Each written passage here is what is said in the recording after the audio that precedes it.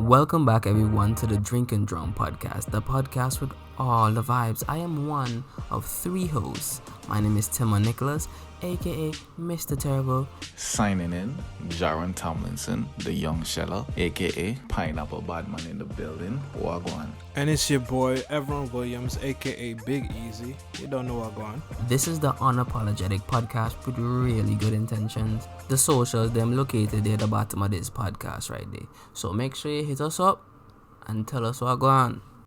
Well, today is the 11th episode and probably our last. 12, episode 12 and probably our last, based on the topic that we'll touch today. Yeah. This will haunt us 10 years from now when we cancelled. Nah, I'm gonna defend this. I'm gonna defend it for life. We start off the episode. Bye.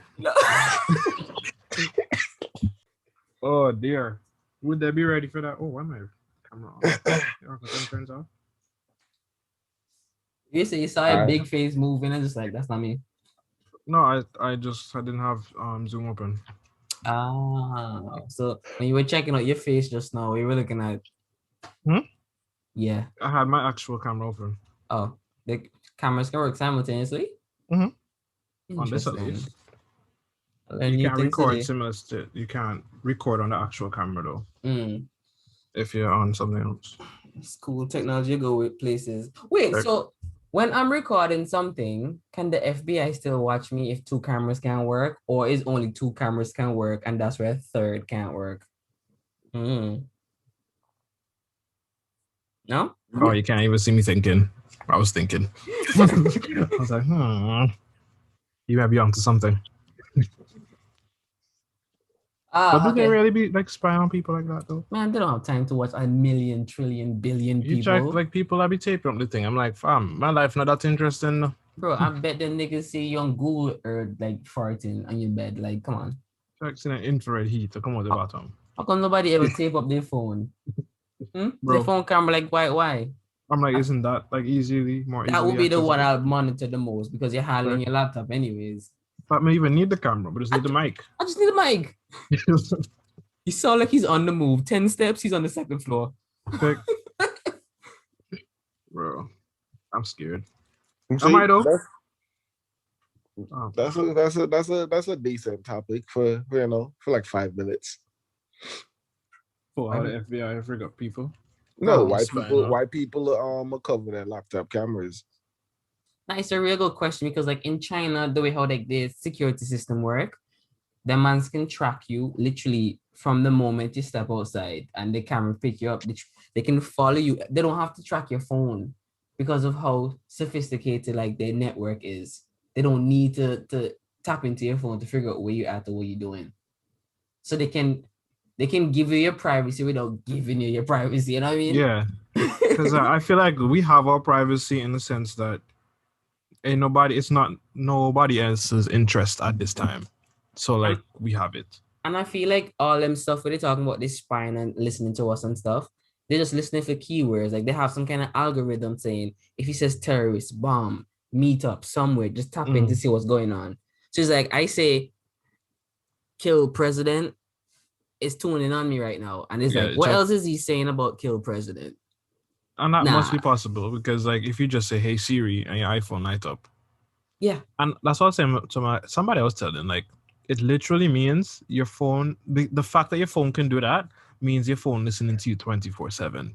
Like maybe it's not sending out your data, but it's listening. And soon as you hit the command, you say the right command.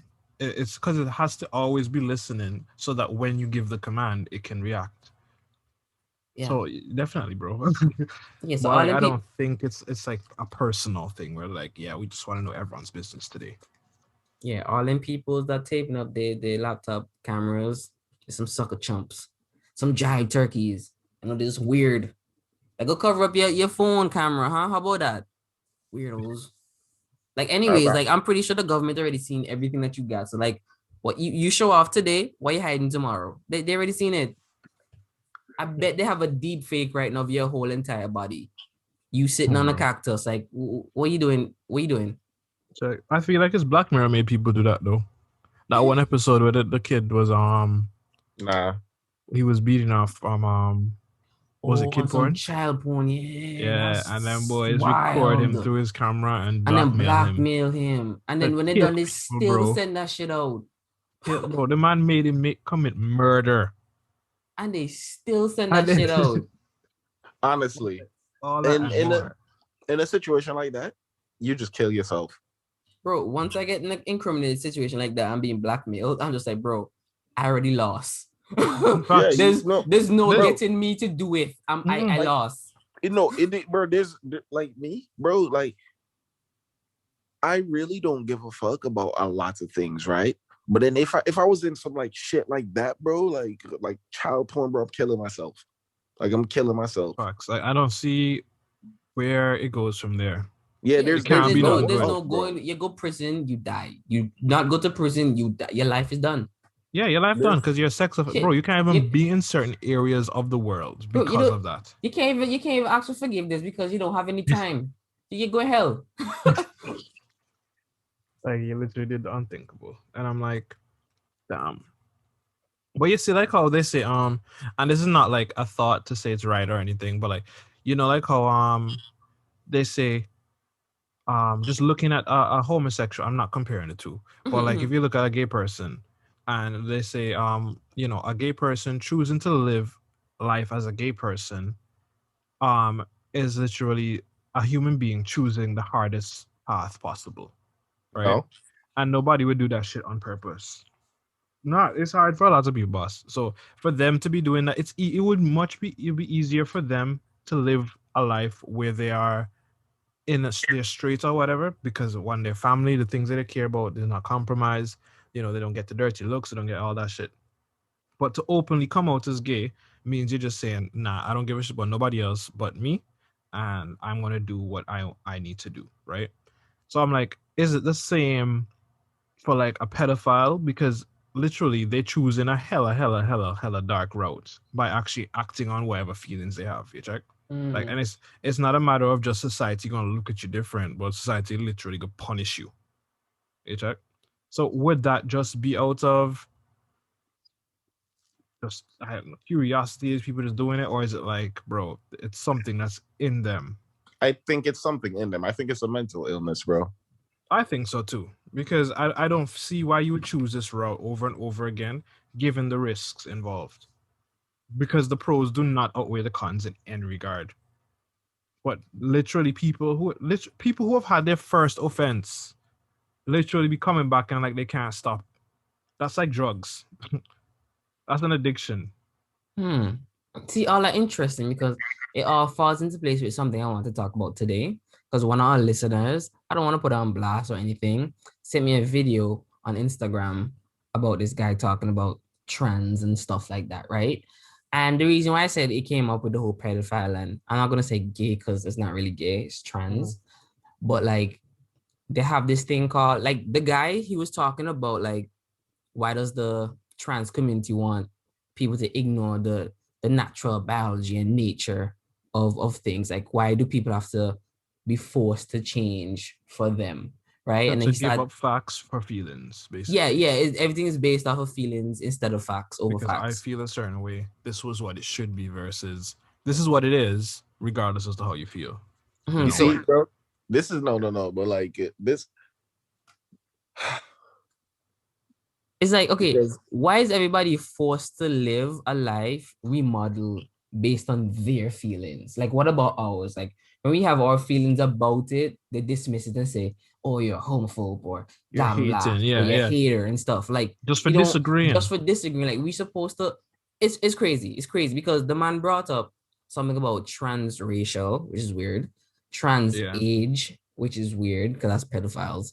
Trans-able, that's people who feel that they're disabled and they're fucking healthy as a brick, right? And then transgenders, right? Okay, so I don't know what you all know about like people with transgender and stuff, but like, I get it. Like, everybody should have their freedom and rights to do their own thing and believe what they want, to have their own opinions and feelings. And I'm trying to say what I'm saying properly, so there's not much to be left, you know. Like, I don't want to say anything wrong, and I'm filling my gaps. You check. So I'm treading carefully because I know I can get canceled for the wrong word because everybody's sensitive out here, you know? Think about them. But like, yeah, they should be like, everybody should be able to like express themselves in whatever way or form and not be judged by it, you know? Like, not everything is a one or two or black and white or male and female. Everyone has like a limit, but that shouldn't stop people from being able to do whatever they want. Like, it's nice to ask for equality, even though everyone ain't really necessarily equal. You know what I mean? Because like, shit, I know some females that excel at putting men to shame, dog. Like, they if things had gender roles, like they kind of do but don't. I know some women that will just take all them boxes and put them men to shame. And I know men can do some female stuff better than females, but like, they can do whatever they want. If that's what they're good at that. So just let it be. That's where your heart is. Do what it is. Like, I don't care what you do, right? As long as it doesn't affect me negatively or people around you negatively, I'm all for whatever makes you happy, right? I will never ever say you don't have the right to feel the way you feel, right? But where I draw the line is none of that have shit to do with me. I don't care if you feel like you are a unicorn. That's good for you, bro. And I will encourage you to be the best freaking unicorn you can be. You know? Do whatever makes you happy, you know? Don't let nobody stop you. But if the world don't want to see you as a unicorn, that shouldn't have anything to do with you either, because are you doing this for you or are you doing this for the world? And they're doing it for the world. I feel like it comes to like, there's literally, because, you know, there's LGBTQ people that don't really rock with the whole movement, right? Because of what the movement stands for. It's like, yes, we want rights, but we want human rights. I feel like what is being pushed today is beyond human rights. It's like, like we want to alter reality as we know it. We want to set our own ideas as rules now. Like we want so much equality that it becomes more of a they end up being superior in a sense. Because a homosexual person can literally take me, run me for everything I have. They can legally rob me of all my belongings for me disagreeing with their lifestyle. Not me acting upon the fact that I disagree with them. It's not like I disagree with your lifestyle and I'm out here chopping up your people and because I disagree. It literally stops as I disagree. Full stop. That's all. And that's all it takes for them to just run my shit to the ground. Which is wild, bro. It's wild. And that's why I don't support them on that level. As an organization, bro, I don't care for none of that shit. I ain't gonna be like memorizing and the terms of correct shit, whatever. Because it literally has to do with you. That's just the same thing like what white person would say. Like, oh yeah, I understand slavery, but I'm not gonna relive that whole history just for you all so I can feel good. No, you're just saying the same thing. Like, I feel like you should be knowledgeable about the whole situation and stuff. So it's like when they come to it bullshit, you're just like, okay, but that's not actually the facts. And some people just like, they don't know their shit, but they're just a part of it. Yeah. And they'll come and tell you one thing, and when you have all the facts, they're surprised that you know more than them. And then what they do after that, they have to stop being a dick. You know what I mean? But like, go ahead. Because I don't know, because like with what I just said about LGBTQ, I thought about it like while you were saying what you were saying from like a racist stance, right? And I also stand on me not caring if you personally don't like black people. I don't give a shit about how you feel on the inside. If you don't like black people because of whatever reasons, that's fine. But don't go out there disrespecting people. Don't go out there freaking harming people and acting upon whatever it is you don't agree with, right? So like, I'm totally fine with you being racist as long as your racistness ain't got shit to do with me. Because I really don't care about what you think about or how you think. That has nothing to do with me. It doesn't affect me at the end of the day unless you're acting on that shit. So I think I draw the line when it comes to you acting out on the shit. Jaron, stay in your lane. As far as if you believe one thing, stay in that lane, do your own thing. Because I'm not over this stepping on your lane and crossing over to see what you're doing. That ain't got shit to do with me. That's my problem with vegans. Jaron, this man sound trans blind. Listen. So I'm explaining that one. No, what is trans blind? He refused to see. the transgender community struggle. That's what you are. Actually, Listen no, here, for right? that, I you can't. I can't. transable.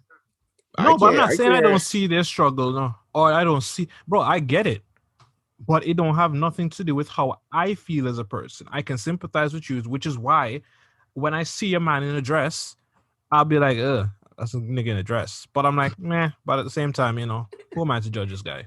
Do what you want. You clearly have a story that made you put on this dress. You have I just trauma, walk past. whatever. I'm like, yo, that nigga gay. Can I keep going? But I ain't gonna trouble him. If that same nigga in a dress, his car broke down and this nigga needed help, I'm not gonna be like, I'm not helping you because you're trans. Nah, I I'm gonna still definitely freaking help. help you, bro. It's nothing out of hate. It's but the human thing to do. Like It's you help weird. exactly, somebody. I weird. don't agree with your lifestyle, so I will not associate myself with it. I will not engage in it. I won't indulge. You find it weird, so you just, you kind of just step to the side. But if you need help, I'm gonna help you. I get Exactly, that, bro. I ain't going out to my way to. And look, I'm not making a reference and saying that they're similar, but this is what I'm saying. It's like when you see a homeless person, they ask for $2. You really don't want to support this man in buying his drugs, but maybe he's hungry. But why you you think he's gonna buy drugs? That's what I'm saying. So I'm gonna give him a $2 because he out here literally slaving. All that's his job now. Sign out here on the block in winter, summer heat, winter cold. That's right. He looking some coins. And The least I can do is just kind of support the man, give him a toonie, a quarter, something, right. a loony. That's dollars and $2, guys. Canadian thing. Anyways, right? They have like some simulations that they can run in, like, I don't know where they do it, because I look, you want to try it, where men can like hook up some sensors and wires and stuff and feel certain sensations and pain that women go through. So you can like, yeah, so you can feel like period pain to see like what it's like to have cramps and the pain, and then also the pain of childbirth. And I'm like, that's sick, right? And then females can also do it to feel like what it's like to get kicked in the balls or have an orgasm as a man, right? So I'm just like, that is, yeah, that, yeah. I'm getting sidetracked right now, because where's it going? Yeah, okay, because like, okay, if we think about it, right, we can really understand somebody if we put ourselves in their shoes, go through some of the things that they go through, feel what they feel, and we'll respect them. And I'm not saying that we don't respect people, but we have a better understanding and be more sympathetic because we know where you're coming from physically instead of just where the ear, where the mouth, wherever. You know what I mean? So and I don't know. I was like, when I was thinking about all this is me, man. Females need to go get some strap on and dick down people to understand how that really feel. Because sometimes it's mad work now, and they're like, I'm just like, girl, I'm out here sweating. What are you talking about? You know. You ever watch? I'm not saying that I out here want to get pegged or anything like that, because that's not what I'm saying. I'm just saying these niggas, these females, need to go throw on a strap on so they can understand how this the pelt ways. That's what I'm saying. That's all I'm saying. Because they really can't pelt waist, bro. They really can't pelt waist. But it's not even just that, bro. Like they still not gonna get the feeling of it to understand like why you gotta slow down sometime, why you gotta tilt to the side, why you gotta do whatever you gotta do. Like trust. Because they just all they have is emotion in that. Because some girls weird that, because like you out there pushing in the strokes now, and then you're kind of like breathing off, so you can like, just take your time and pace yourself. Like, what happened? And then they start toss and they start push back. And I'm like, hey, calm down, wait. I paused for me. I slow down and I pause for a reason. Like, what are you doing? Bro, I'm shoot up the club. If you want to work, let me know so I can, adjust myself. Bro. Yo, you pause for 1 second, and she who been laying on her back for the last 30 minutes. It's go time. Stop pushing up like Hello, calm down. I pull them out and tell you sit down. No, man. But yeah, I was saying on that is that I ain't never going to deny nobody their feelings, but there's levels to this shit. And I feel I'm talking from the point of view where I'm a stranger coming across another stranger who has this lifestyle, right? If I'm, let's say, Every, right? My little brother comes out as trans, right?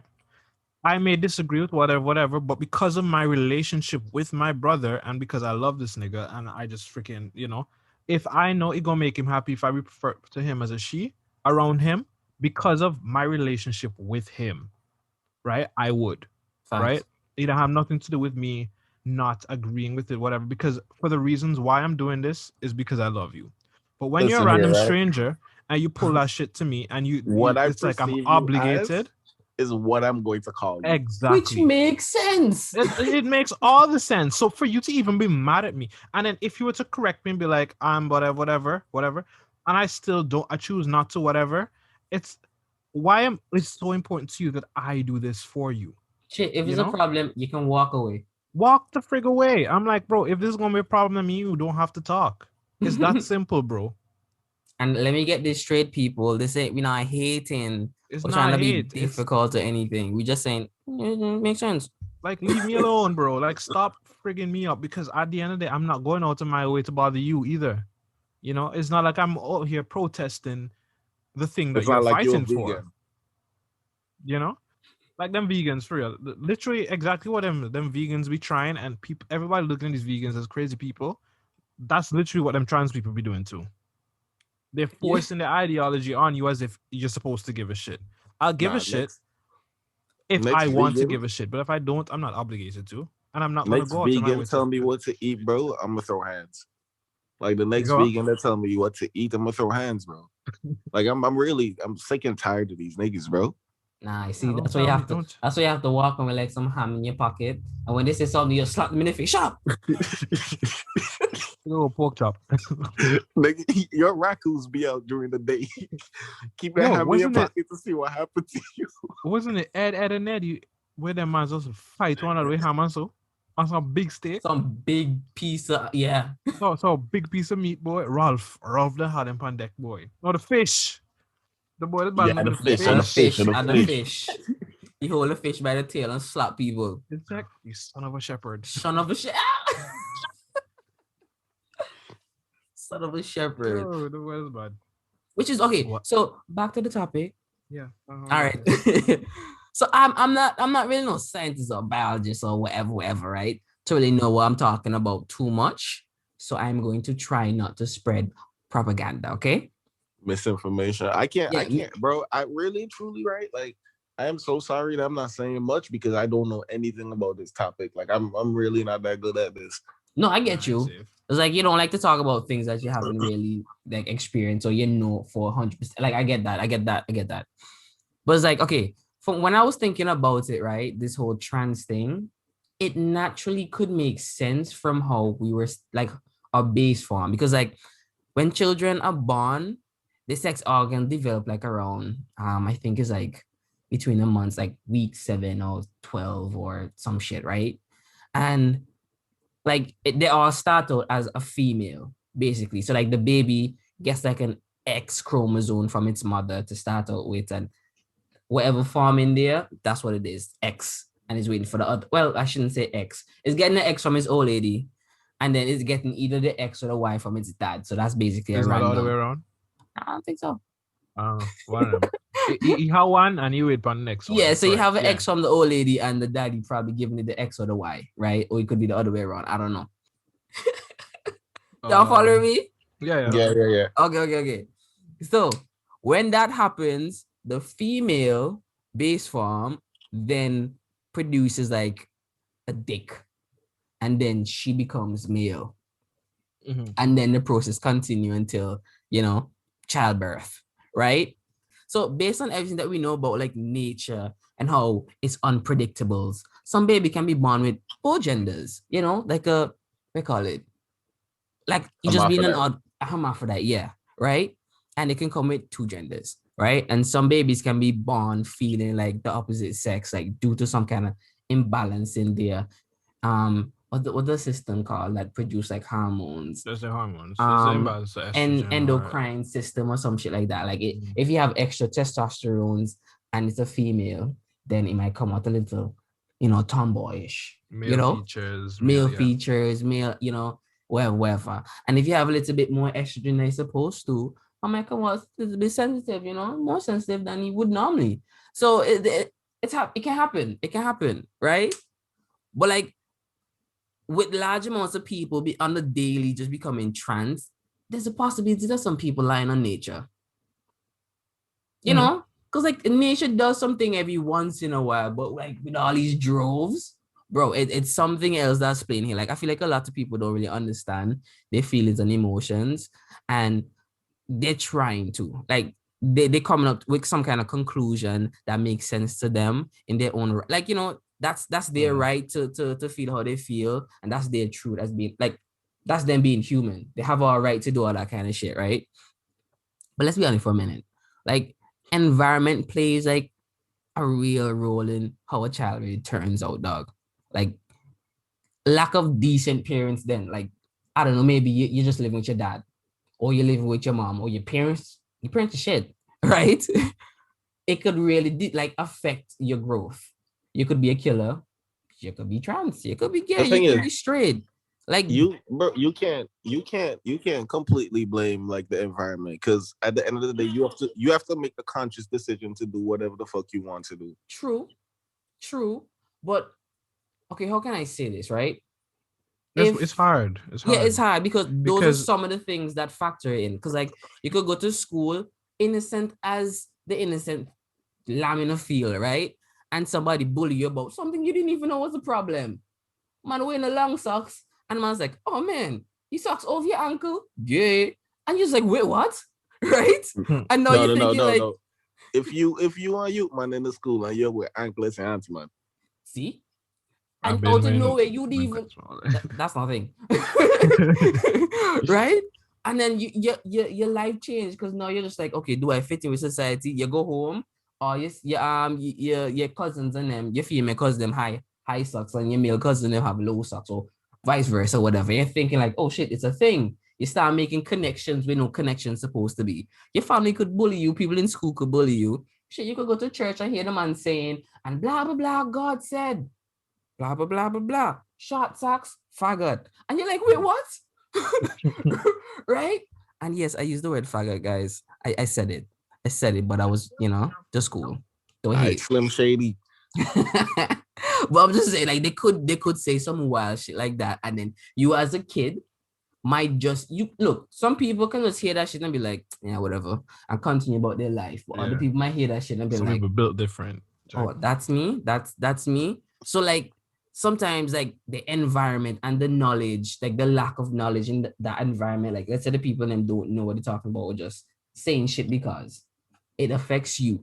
And you might not think, oh, you know, it's not gonna affect you that much. But think about it, like if every time you do something bad and somebody complains, I'm gonna tell your mother, and they keep complaining to your mother keep saying, take from picking them out of your mouth, I'm gonna bang on you. Whatever you do. And me will deal with it when you get home, and you never get deal with. You can think that you can get away with a lot of things and your mother cool with it because nobody can tell you shit. If they didn't push you out, they can't tell you shit. And then you have this kind of complex going around where I could do the fuck I want. Anything. And then you grow up, they just bad up people. So it happens, and you're like, my mother didn't teach me or train me to be bad, hearsay, but her actions or her lack of caused you to grow up like this. And it wasn't that she intended for you to grow up like this. It just so happened. That don't mean you don't know. That don't mean that you don't know right from wrong now. Yeah, but then your idea of your right perception of it is altered. It's not the same. So you might say, oh, it might be okay to steal or to kill, but it's not. But in your head, you're like, there's a time and place when you need to. Or if you disrespect me, I have to. Because that's the right thing to protect my honor, protect my pride, protect whatever, defend whoever. And it's wrong, but the pride. It's wrong, but to you, it's right. So who is wrong? That's your truth. You know what I mean? It's all complex, bro. Because like even from that, you can't even categorize and say that's how people are gay. You know, it's like because like literally they come from all different perspectives. There's because I fully know there's people who like be gay out of spite. Right? Some people that just gay because they're like, fucking niggas ain't that bad. So like I can do that and like whatever. So they have their own reasons aside from them wholeheartedly feeling this way about themselves. I can say that, right? I can also say that there's other people who literally just feel like from day one they look at a woman and a woman has never been attractive to them.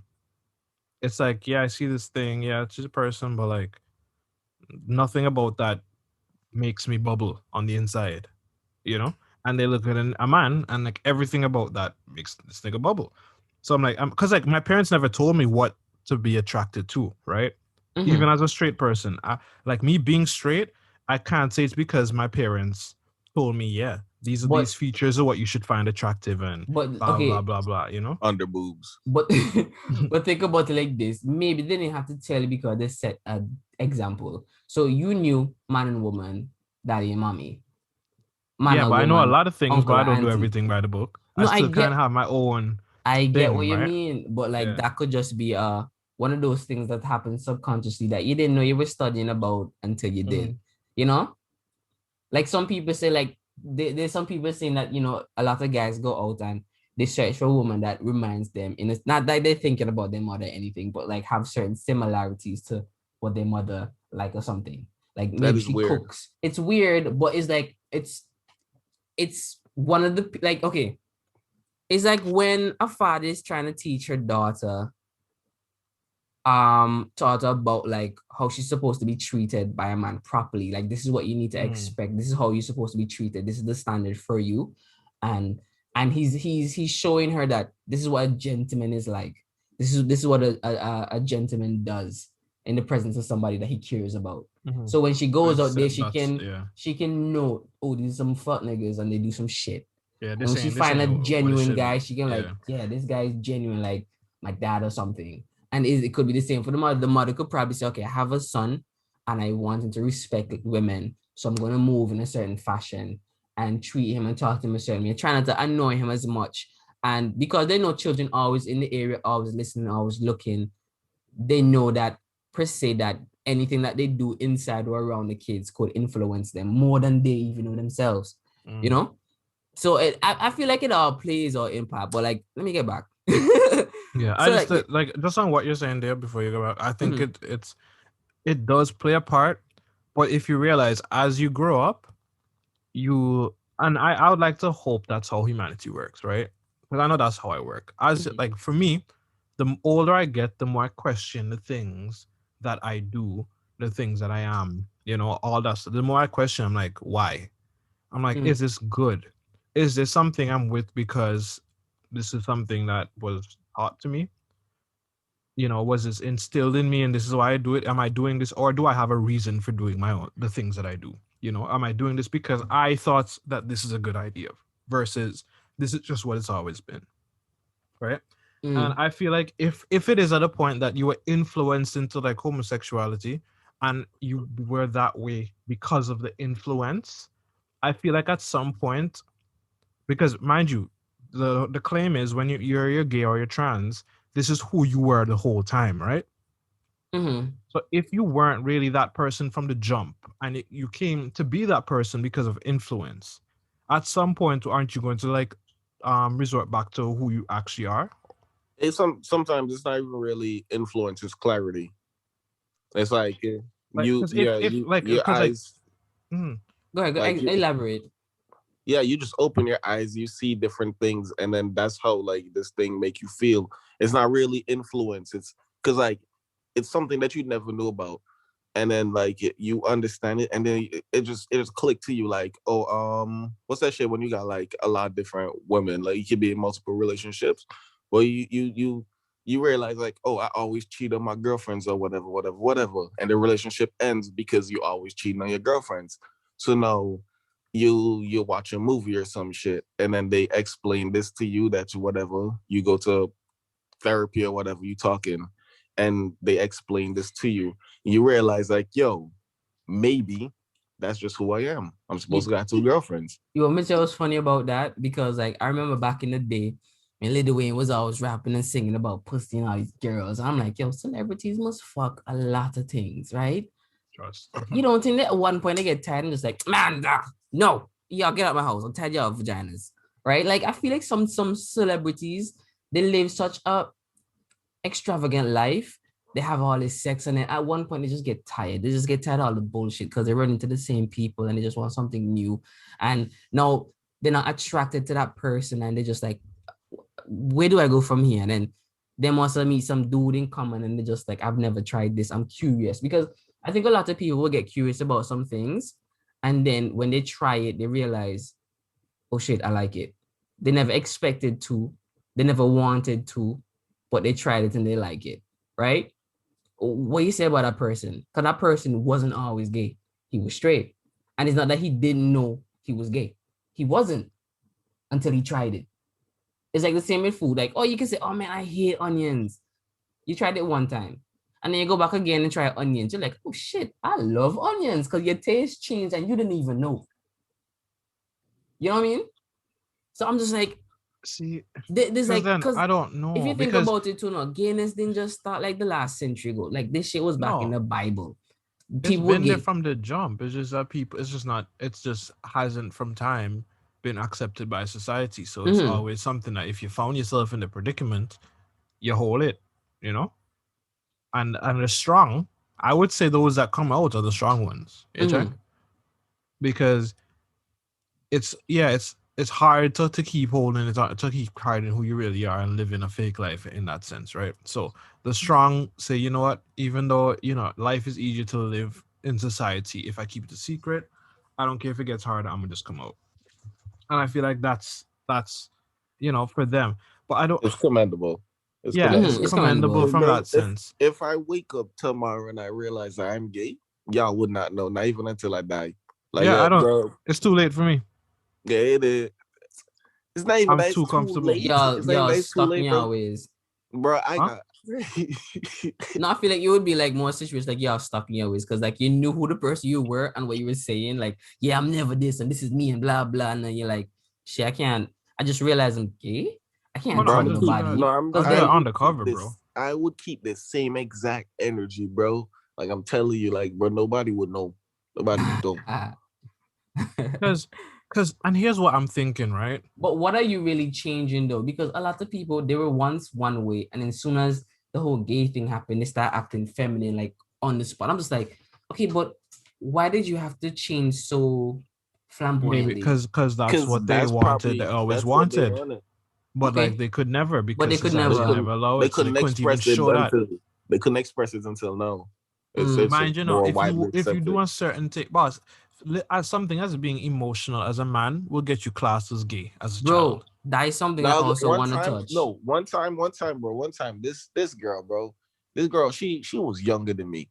And like, bro, like she was like messaging me and whatnot, right? And I'm like, yo, like, what's wrong with you, bro? Like, I can't, whatever. The girl asked me if I'm gay because I'm not giving any play. Bro, I'm like, bro, like, what the fuck is wrong with you?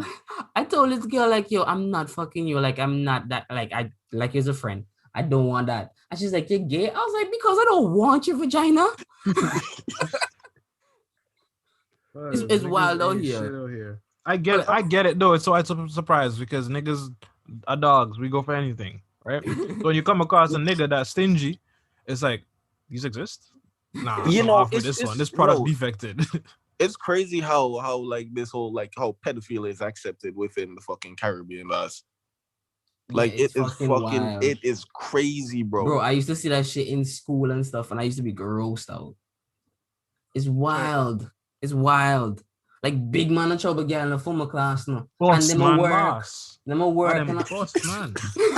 Boss man. How me supposed to compete with a working man with me in the second one?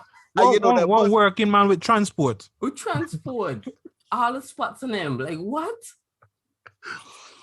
I know how boss for strap up that in, you know. She checked. Man, even need the house. Beer seat, beer walkway, beer open door, beer hot seat. You know, the little engine area. That like a handrail, so they can't turn up. Yo.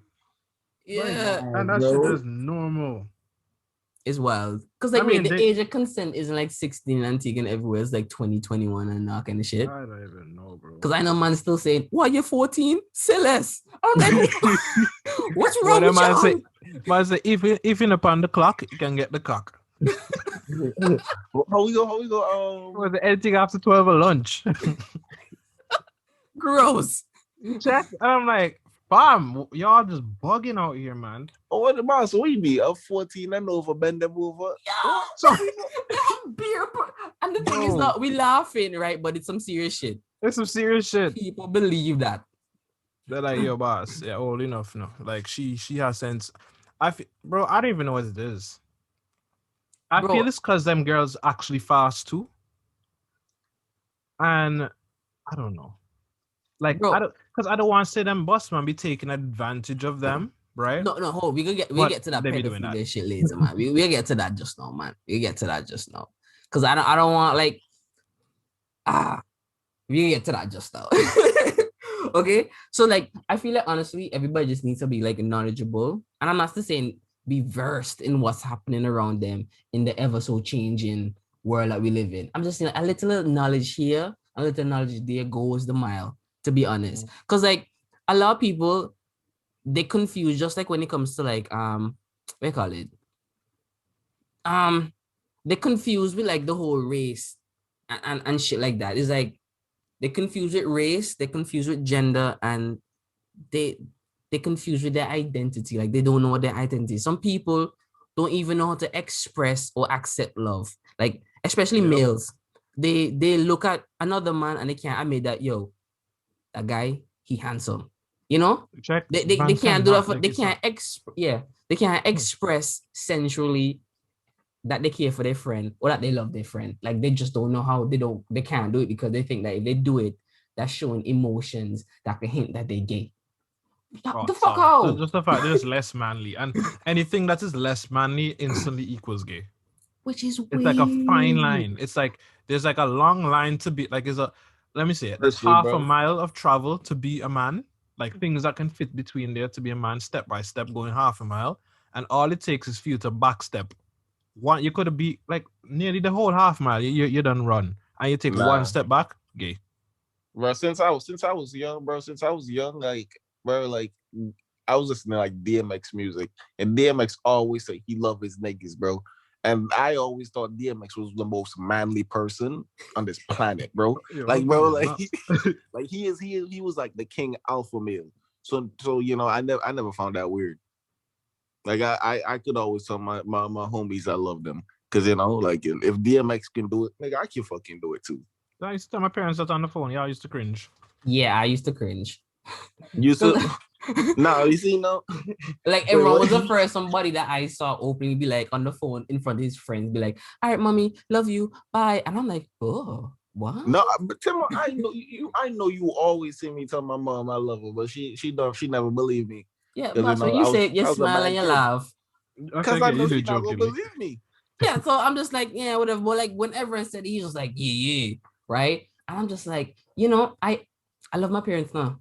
I just never really tell them that because I thought it goes without saying. Clearly, I love them to death, okay? And I felt like my actions and sometimes, my behavior and how I show my affection proves or shows them that I love them. It's only when I came to Canada, I started telling them like, yo, I can't even see my parents, dog. Like I have to let them know I love them when I hang up the phone or when I call and talk to them. You know what I mean? It just wasn't a normal thing for me to do. And it's not that maybe it's uncomfortable to have to say it because it's like, yo, I love you now. I have to say it,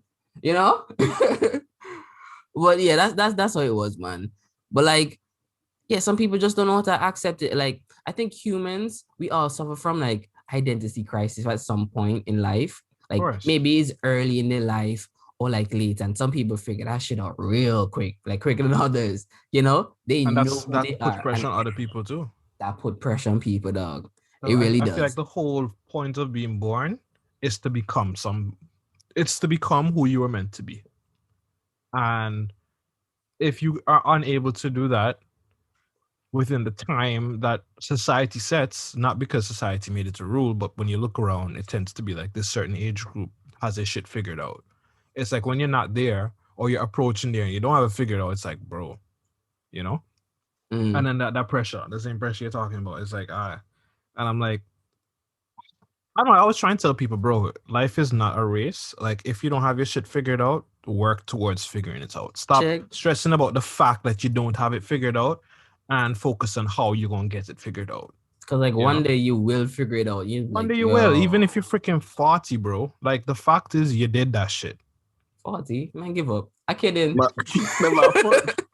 My 45 when they wake up, like, I should be an astronaut. But it's never too late, bro. I was never too late. Man, I don't know what your life story was. He's like, yes, I'm going to space. Yo, this Rona dead ass killing me, bro. Bro, I was gonna say you sound sick. What's wrong? We was gonna get to that when I asked how was your week. Oh, okay, we can do that later then. Just go. We don't care right now.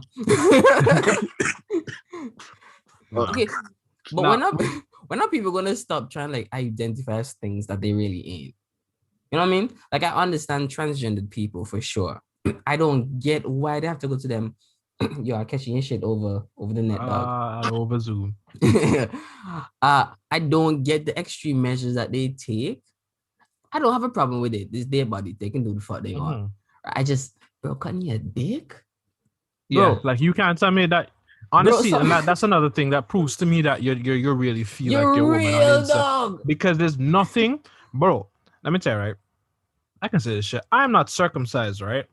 And I don't have, there's like medical reasons why you should, or why they would advise you because like it's too tight. Health reasons and all kind of shit. Yeah, I don't have any of those reasons on my list, and I can proudly say that it's not like to a point where it's like, ugh, that's a lot. You know, it's like just the perfect amount. It's just there, right? There's nothing that any of you can do to get me to get a piece of that, bro. To get my foreskin alone removed. There's nothing. I will not put myself in that situation, bro. And it's just to remove, bro. I'm not doing it. And I don't want it. I like my little turtleneck, bro. My hoodie. Like, yeah. Keep it warm in the winter, bro. I don't know what's wrong with these other niggas, bro.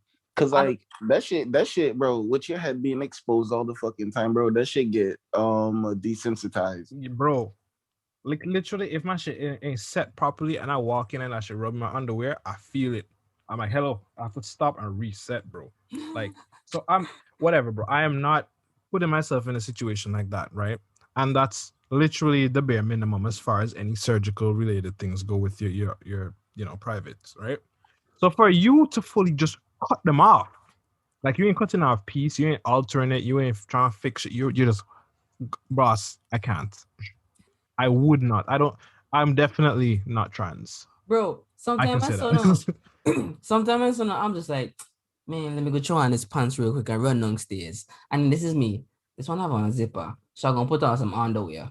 Because I am not about to zip up that pants and catch that thing caught in the zip. No. Okay? Okay? That shit happen when you're a kid. You're just like, Are you balling on the place? Are you like, Catching the fucking fact, you have to unzip that bitch to get dope. Unzip it. Yo. Yeah, these are problem as male kids. Your dick skin get trapped in zippers sometimes. You know what it was? Y'all was just always in a rush. Yes, that's exactly what it was because I had no business rushing. The time it happened, I looked down, I'm like, I didn't have to be here, you know. I didn't have, This did not have to happen. I know I'm in pain and I have to go call my parents. You check? Literally, I did this because I was trying to get this piss done before these advertisements were finished in between the show. Or run outside real quick, go play some ball. Something. Some dunceness. It was never worth it. But damn. Well, yeah, bro. As a man, your jewels, your plums, the bishop is your most valuable. That's how I know you're serious, dog. That's how. Yeah. So when you cut that shit off, you have all my respect because, bro, I could not. And not even to say I would not, I could not. So everyone, Jaron, hear this now. You're saying you don't respect Caitlyn Jenner. I don't. Because he cut that shit off. Nah, he still have his dick. I mean, cut something off? Nah, and Massey not get rid of that shit. Oh. Still, well, honestly, let me hear this out. Let me hear this out. Let me tell you, right? I'm disrespecting. She said she's not getting rid of it. I rate that individual. I think that's my personal thing. Because, okay, so with that person's case, right? Mm-hmm. That person chose to be trans into a woman because they felt like they were a woman, they'd belong in a woman's body, blah blah blah. However, that person don't love man. They still love woman. Bro, the word is fucking confusing. So keeping the dick, right? keeping his dick. This man is turned like lesbian. He turned lesbian, but he can still have straight sex, and he's only having straight sex. He just dressed as a woman because he doesn't feel fit as a man. Like he doesn't feel, physically a man. But everything else, as far as his sexual preference, all that shit is still in accordance to being a man, except for his lifestyle. Like his I never really thought about it because it's not like the guy know my name, so I'm not. Yeah, it's not like if she know my name, so I'm not caring about the story, the history, the whatever. It has nothing to do with me. A lot of people, right? They know so much about superstars and famous people, and it's not like I'm trying not to know about them. I enjoy your art, your craft, your whatever. I love your movies, I love your music, I love your shows. It stays right there. It stays right there. I don't need to know your age, your favorite color, your birthday, where you live, what you did last week, and that thing that blew up on Twitter. I don't care. Because what you know about me? What you know about me? When I spend some money to buy a ticket to come to your concert, do you say, "Oh, Tim on that? Nice." No. I don't know. I don't know Son's story. I don't know anything about Son. So saying that I don't respect them is kind of disrespectful, but it's for the bare fact that I don't even want to search any of it. Just made me say, like I don't respect you because I just don't care. Like, you don't really matter. It has nothing to do with you. You mind your business. I think that same respect that I said, like you have my respect if you do that. It's not to say you didn't have it for not doing it. It's like that's a different level of respect. It's a different. You always have my basic respect as a human being, right? Like another human being will always have that until they do something that is like warranted. It's like when your partner says, "Yo, I got your back," and you're just like, "Yeah, thanks, man." And then when push comes to shove, the man got your back. You're like, "Oh, yeah." It's like you respect that person, but no, different level. Okay, so yeah, they get the earned respect. Yes, not the standard package. They have a standard. You just by default you have the standard because package. You're human. You get that. You get. So you're saying you don't respect aliens? Me no none. So we you're right. We you're cross right. our bridge yet. You're right. I don't know how we gonna feel. I have to see what they're about. So now all that transgender talk, I feel like we can done that. So let's talk about transracial shit, because that's weird. That's like, it's weird. What can you really call?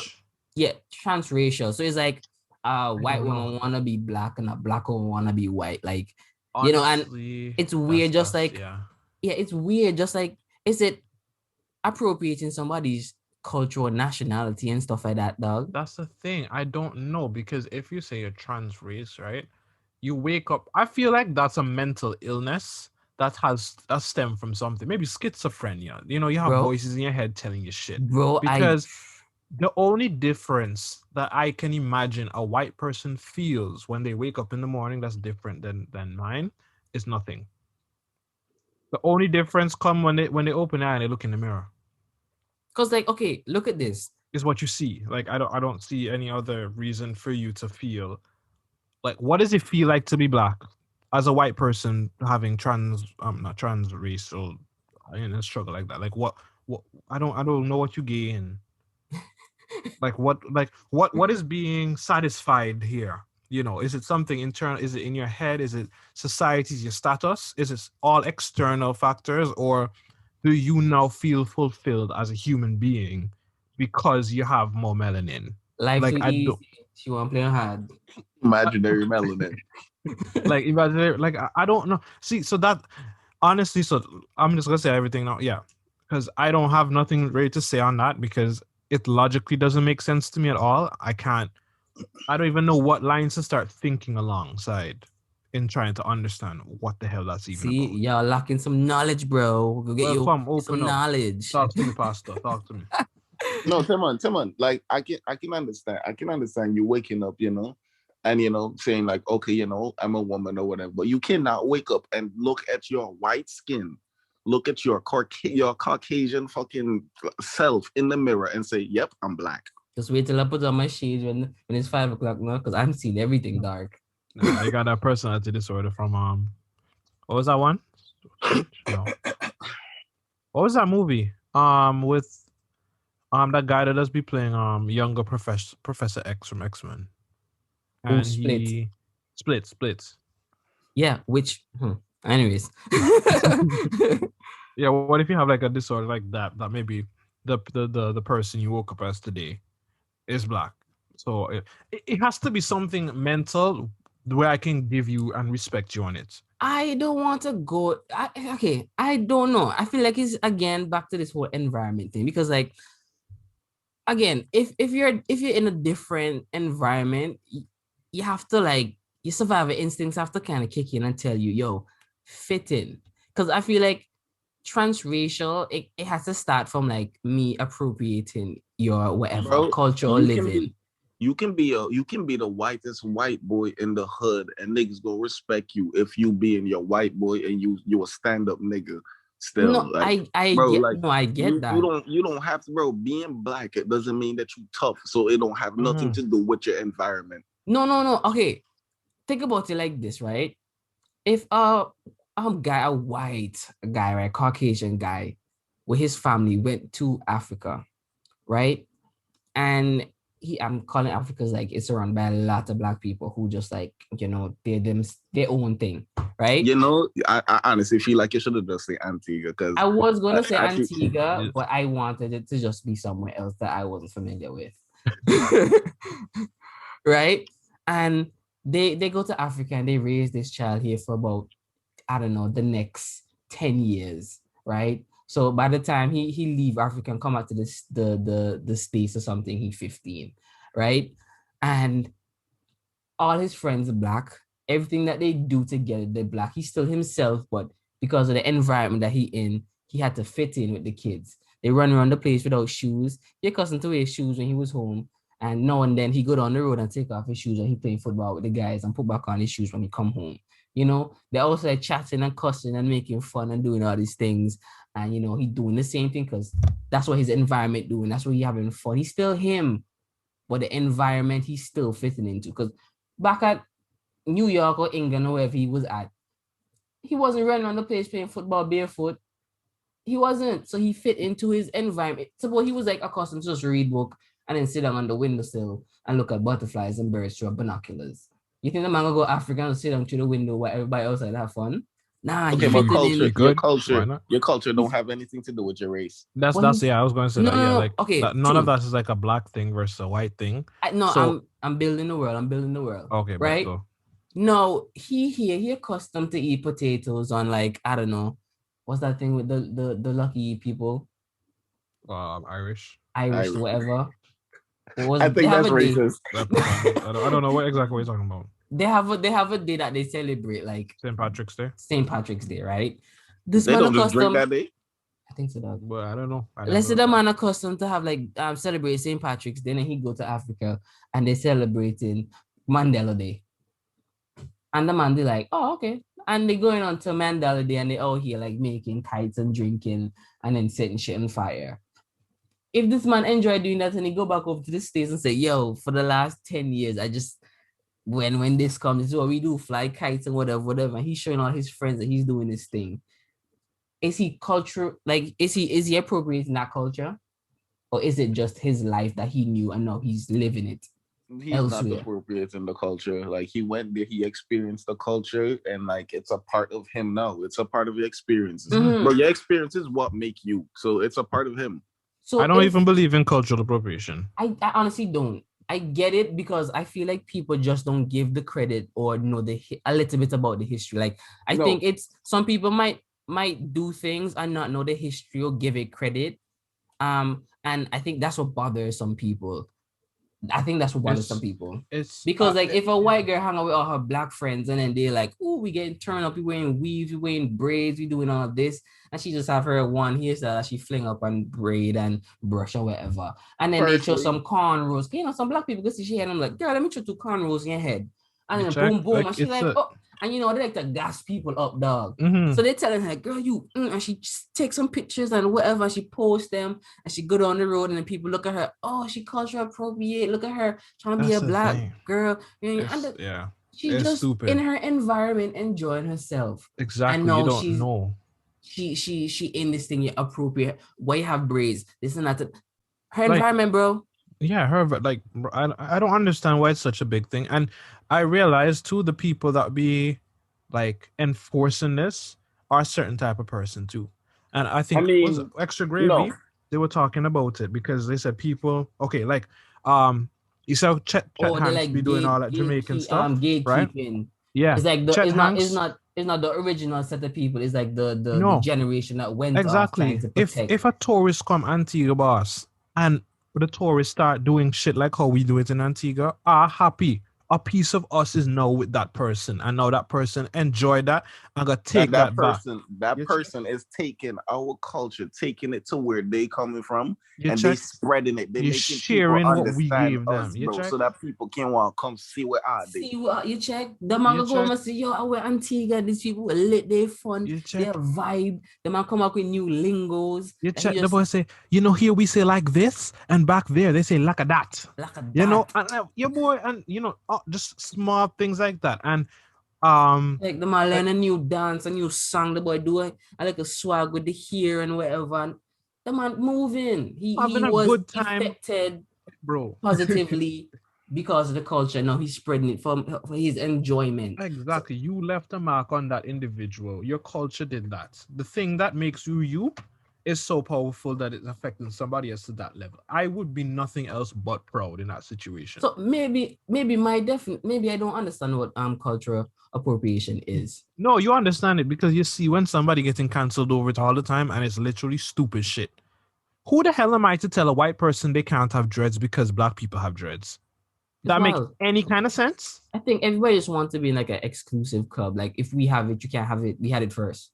Exactly, but like, why is it even a thing like that? Because then, if that's the thing, it's like I always say, it's like our search to find equality amongst all races and walks of life is constantly being bombarded with acts of supremacy. Bro, but the younger generation, they have it, but they too they're too sensitive. They have the vision that it's not that deep. But we're making other things deep for other reasons. And it's like, okay, we get that you're kind of going where we wanted you to head, but now you're just doing it to an extreme level. Yeah, it really is. Everything just get blasted out of proportion. But let's talk about this big one, because John brought it up earlier, where Bossman and shit, it's the trans age. That's when a person, and maybe I shouldn't even lump all these together just because they have trans in common. I'd be like, transgender is the same as trans age and trans whatever. But anyways, trans age, this encourages pedophilia because a 52-year-old man can say, R. Kelly can say he feel like he's 16. Yeah, R. Kelly could say, yo, I was transgendered from since I was a kid. And this was just always me. When I was 5, I was 25, and now that I'm 50, I'm actually 16. And who's supposed to blame him? Because they have everything. Once you feel it, that's what the truth is now for everybody in the whole world. And so, you can't tell him he can't either, because when that guy over there woke up in the same predicament where he felt like he was something that he you can't deny one man and then give another. Yeah, something. You can't deny the right. It's like that's the thing. It's a consistency that has to play out with the rules. Y'all about to give R. Kelly a defense now. But I'm sure he been tried it, because we cannot be the only people thinking if he tried it and it didn't work out, then this trans age shit, it shouldn't even be a topic because it's not real. Bro, but that's the thing. It's gonna take time because it's a slippery slope. It's a slippery slope. It's just like when they say like, okay, you can't stop somebody from worshiping whatever religion that it is, the free country, free nation, whatever. People have the right to worship what they want. And then when satanic worship came on the scene, they're like, okay, how about we don't know? But then they couldn't change it. They couldn't ban satanic worship. They couldn't ban it. So they had to just let it go on wherever it's going on. The principal rule is that this is this. So when it comes on to the technicalities now, if they fall under the general principle, like the principle of adding is this plus this. You put if you have this, you put it to this, and that's how you add, right? The principle of whatever the trans thing is based off of. Anything trans is transition, right? You change from one thing to another. And the driving force is because you felt that way, right? So you have to apply it to other things too. Whether it will in actual circumstance, maybe a person pretending to or the person who's trying to benefit off of this whole trans thing isn't necessarily living an uncomfortable life in the same way that maybe a transsexual person was, you know? Can you They're not repeat having the that? same struggle and shit. Can you repeat that? When you were saying something about trans, like the purpose of something about Oh, it. so when like trans, the whole trans thing in general, without like transphobia or trans age, whatever, it's like it's the change of, right? You transition, you change from one thing to another, right? The basis of it is always what? This is how you Okay, feel, right? but Because science doesn't say I'm a woman, but I feel like a woman, so I can transition into one, right? Science says I'm 50 years old, but if I don't feel like I'm 50 years old, I should be able to transition into whatever, because on the basis on which that man turned into a woman was based on how he felt. okay, yo, but like age, right? Age is already changing, right? And it goes upwards. So how exactly do you transition it through whatever the fuck you said, right? Man does not ever turn to woman, but we do that anyways. Listen, right? If the man feel like a woman and he say yeah, woman because he feel like one woman, then let the man do whatever. And But if me, me no, say you me feel like a teenager because my bones them now hurt me, whatever, I feel young at 9. I feel uh, everything in relation to how I think a 15-year-old should feel. Then I should, under the same principle of the whole trans thing, making a change because of my feelings. Technically, you're still gonna commit a crime, listen, watch it. even if you Look here, feel right? 15 and you're gonna sleep with a 15-year-old, it's still a crime because a 15-year-old gonna get It in is. trouble. Oh yeah, so it's not legal, but I'm saying why wouldn't it be legal though? Because Okay, like, well it's the here, right? principle we're talking about, not the actual Yeah, law. yeah, The yeah, yeah, yeah. principle behind it. I feel like today is Wednesday, so y'all need to start this call 2 days from now. Right, so the boy trans retarded.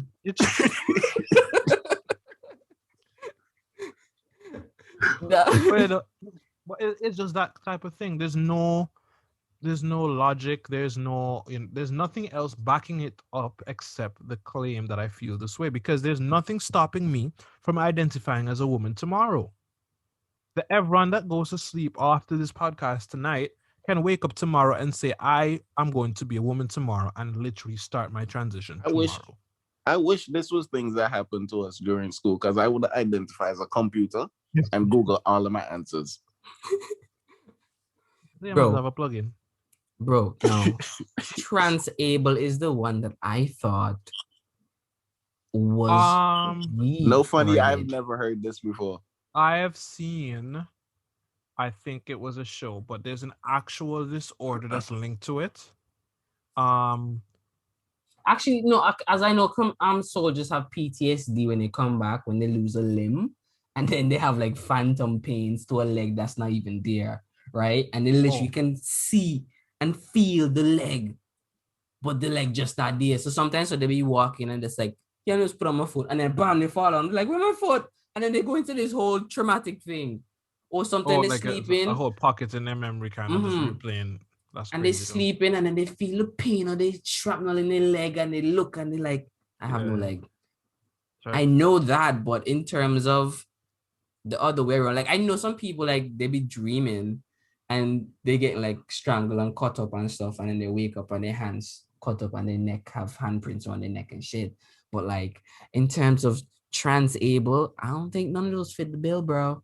Dopey, they work them. Even now, I don't know if this is considered. So there's a disorder where a person can basically mentally reject a body part. Oh. So everything else on them is fine, right? Like physically, they're healthy. Like everything is physically sound on them. But they look at their arm, and for nothing, whenever they look at their arm they see somebody else thing. It's so not their body their rejected. Arm. Yeah. And no, their body is not necessarily rejecting it medically. It's a matter of their brain keeps telling them, bro, that's not yours. Thing, it's a foreign object. Yeah, it's a foreign object, and literally it causes them to harm themselves. They try to cut off their own arms and limbs and shit like that, literally just to get rid of it. You been watching Grey's Anatomy? I don't know. I just saw it. I don't know where I saw it. Was it on there? I haven't watched Grey's Anatomy. Maybe it was a clip, but I seen that somewhere. Yeah, okay. Never seen that.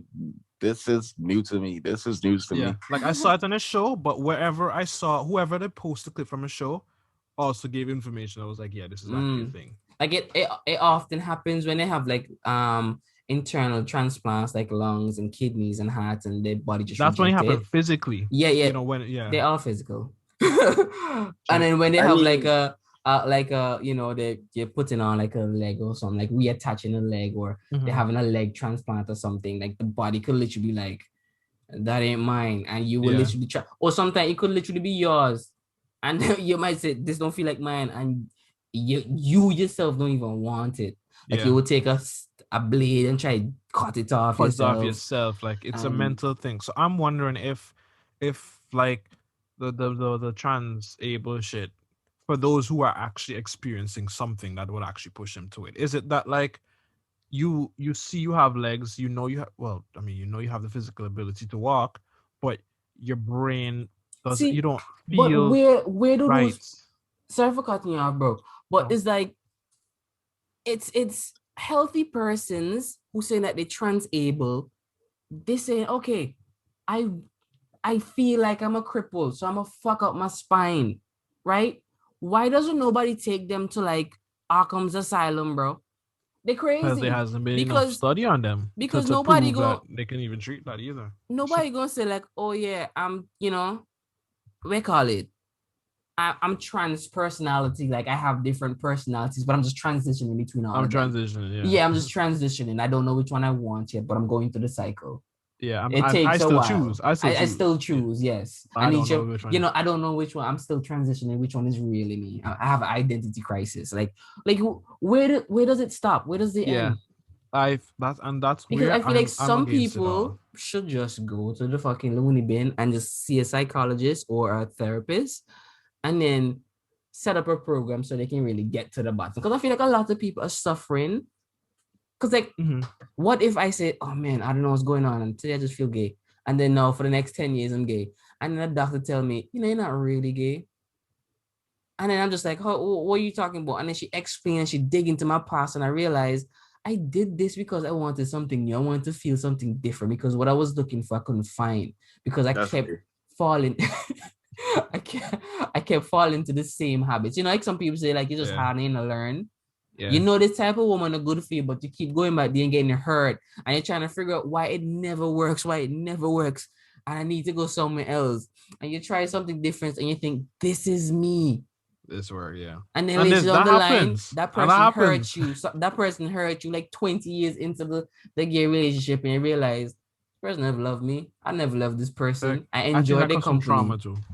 I think that's like a PTSD thing too. It's not so simple, and I don't understand. Like, I get this world is such a progressive world, and people are more expressive, and they do some of the things, and it's more free. People can be bi-curious and do whatever it wants, and it's still really acceptable for females, but not males. And I'm not saying that I'm out here bi-curious. That's not me. But right, in this whole thing that I'm trying to get at is like, I think a lot of people. What is bi-curious exactly, bro? It's you identify as straight, like you're straight for the most part. Okay, for you as a dude, as a dude, you're, for the most part, you're out here banging chicks, like you're attracted to women, but in specific situations, there's like one or two niggas that you would clap. Okay, so that'll just make you curious, though. Because like, I mean, you're bi because you would. You didn't do it. If you you didn't do it. You didn't. You do it. You do it too. You do it. At this point, you're thinking. So if you do it, then you bisexual. Listen. At this point, you're curious, right, about the other sex, right? Yeah. And you're saying, if my opportunity ever arise, I'm gonna try it. So you're curious, and you're about to skip that line. But once you have sex with that other person, then you're not no more bi-curious. You're bisexual. I don't think so, because it's still an experiment. Because you have to do something to decide. Yeah, I know, I get what you mean, but by definition, once you have sex with the like an opposite sex, you therefore like, what the fuck I'm saying? once you have sex with the other gender, you're now bisexual. So that's by definition. By definition. So, bro, okay. So what is bi-curious for real though? Because like I know, like you being a man, bro, and you looking at another man thinking whatever. Like bi-curious, that's just an extra word, bro. Like it's not needed because you just curious. It really is. It really is, but it's just to tell people, oh yeah, it's okay. It's like if I say, man, The other day I don't like niggas, but that nigga attractive as hell. I find him attractive. Nah. It's not like that. It's like, man, the other day I was like clapping my girl and she was on like she had her phone over there light up and I saw this handsome person show up on his phone. I'm just like, that nigga look cute. I wonder if his ass like this. You're kind of curious because now it's pretty gay. But you're kind of curious as to this pretty nigga, this pretty girl. Like, what's the difference if I'm hitting it from the back? You know? So you get a little curious and you're just like, I wonder what you're gonna feel like. Anyways, am I gonna be grossed out about it? And then now you're curious about it, about the other sex, right? And you're just like, if this man never show up, I'm gonna do that one weird act with this person to see if I like it or not. And if the opportunity ever arises, you're curious because now you're gonna test the waters. Once you test the waters, you can be like, all right, I definitely like it or I don't like it. But okay, so you're just curious and you're interested, or you're more like, I wonder what that would be. And if the opportunity comes, you might take it to try it out. I'm just trying to say the buy isn't needed in front of that word. It really isn't, but like it's just to let people know that I haven't done it yet. I'm just curious about it. Yeah. But once because you've done it, sure where you're going, if after you try it too, you don't know exactly where you're going to reside because you currently already know you fuck with women. You know that you fuck with women hard. So that's a fact. So you're either not fully bi because you're not sure yet, or you're bi. Because now I know that I also like men too. Because you're already an individual. Like the part of you that fucks with women is unchanged. That's still you. Yeah. So that's what I guess that's where it lies. But like, you hear what you just said, Ron? You hear what you just said? Good. I have that recorded. I'm gonna blackmail you. Well, there's context for the people on the podcast, so that's this. It's okay. You can do it. Okay. You can do it. Want to? Because I'm thinking, right, with the whole bi-curious thing, right? It's the whole being curious. Okay, here's the thing. If a bi-curious person who's curious about niggas goes and gets with the nigga, right? And after they're doing it, like, yeah, this ain't for me. He earned the title as bisexual, but not bisexual in trait. He don't fuck with men no more. No, like he don't fuck with them in general. It was never out. He didn't do it. He did it out of curiosity. On his resume, he would say, "I'm bisexual." Okay, right? But in actuality, not what society going to call this man, because I know we calling this nigga gay. Yeah, we call him gay. But as far as is it actually gay, or is he not and what he did would be considered gay, but I wouldn't say he is a gay person because he did that. Yeah, if he went back for seconds just to make sure if he's not, like what we saying? If Jaron did crack once, I will not refer to Jared as a crackhead. He crack curious, but like no. If any of y'all do crack one time, you're a crackhead. Okay, I know because that's how crack works. But I'm just saying, if you did a drug, you have to be like, don't you have to be addicted to it? No, you can do crack and not get addicted to it. But I'm telling you, you smoke crack one time, you're crackhead, bro. No, because it didn't break my psyche. This drug didn't break my psyche. I'm not fiending for it. I tried it. I like because I microdose it. So why isn't it that? Why isn't okay? I wasn't even talking to the mic. Why isn't that the standard for like all drugs? Why isn't it like? I don't even know I'm going with this. Yeah, if you smoke weed once, are you a stoner? No, not by any means. Hey, right, me from Antigua. If you smoke crack one time, you're a crackhead. If you okay, but we're not talking. That's society, though. That's if society. If you smoke some coke, it's a like crackhead. That's society, though. We're talking about in actuality. You're being so picky with the old ways, huh? You're choosing some old ways and then abandoning some old ways. Like, well, choose one. Like, I'm sticking to, if you do something, it's not about what you do or what you've done. It's what you continue to do. Where you choose to buckle up. Because I can go and try, what is it? I can stand up on somebody's, them water surfing boards that have like the foot stuff, you know. I can stand up on that and give it a try. I don't need to strap my feet in. But from the time I strap my foot in, this is my right. I have not only made the step, but I've secured the spot now. And that's what I'm getting at. I don't think that person would be or is actually gay for doing that shit. But they did some gay shit. So is it the title? So are we still going? Is that the title? Are they gay or are they bi-curious or what are we labeling them? Ain't nobody fucking care. Honestly, what I label them, that don't need to be the reality, bro. Because like, I just say what I want to say. Like you get mad or you don't get mad. Because like I'm not really saying it to offend you. This is just how I see it. So this is how I say it. Bro, and if you're my friend and you get offended, you don't know me. Yeah. Yeah, that's what I was saying. If you know me and I talk to you and something I say offends you, then we don't need to be talking. Because off rip, I don't have no intent in my heart. Yeah, I have no intent to hurt you, bro. You check? You see? So that means Khaled are not for me, friend. All right. Nah, I think Khaled and you just need to. Khaled doesn't understand you fully, or you're not understanding Khaled's feelings either. Yeah. Because just because whatever you get offended, I should also just because I know I didn't mean to offend you and you still got offended. I also need to evaluate the fact that I don't know why exactly I offended you too. I have to look into that too. Oh, I keep doing it when I know it's a problem. Being real. It's like what exactly is the problem there, bro? Because like just take shots at Khaled every time you open his mouth. It's like what you do to Al right now. Like, yeah, we might disagree. No reason. Off but I'll say, like, hi guys. It's like you and Natanya.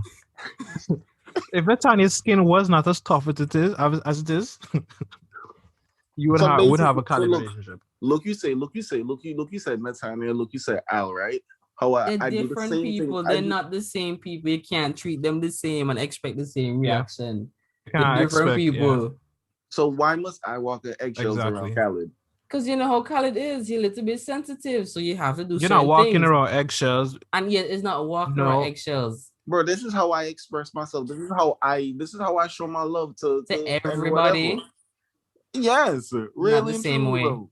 Timon, how much that, bro? Bro. Yeah, I feel no. Honestly, I just told Evan I'm about to blackmail him. Timon, how much you, bro? This is really how I am, bro. This is really different, bro. It's different. It's different because in the sense of Khaled, right?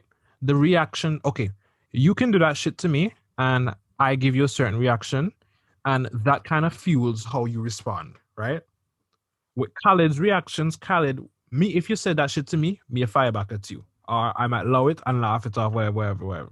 That's me. Timon, same thing. Timon might fire back a shot or whatever. Khaled, on the other hand, Khaled ain't firing back no shot. Khaled just got hit. And then when he get hit, and he's expressing him being hit, you shot again. You keep shooting. So it's a difference. It's like he just taking shots, and when it's us, we going back and forth. I will laugh it off, and I will laugh it off, yeah. And Khaled would feel offended. Khaled bleeding.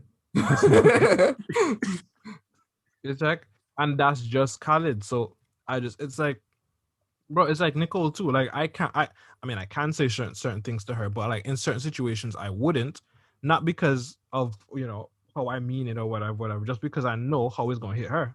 So I, being her friend, being somebody who cares about her, I have to have that in mind when so I wouldn't even say walk around on eggshells, because it doesn't feel that way because of how I'm doing it. I'm not doing it thinking, damn, I can't even be myself.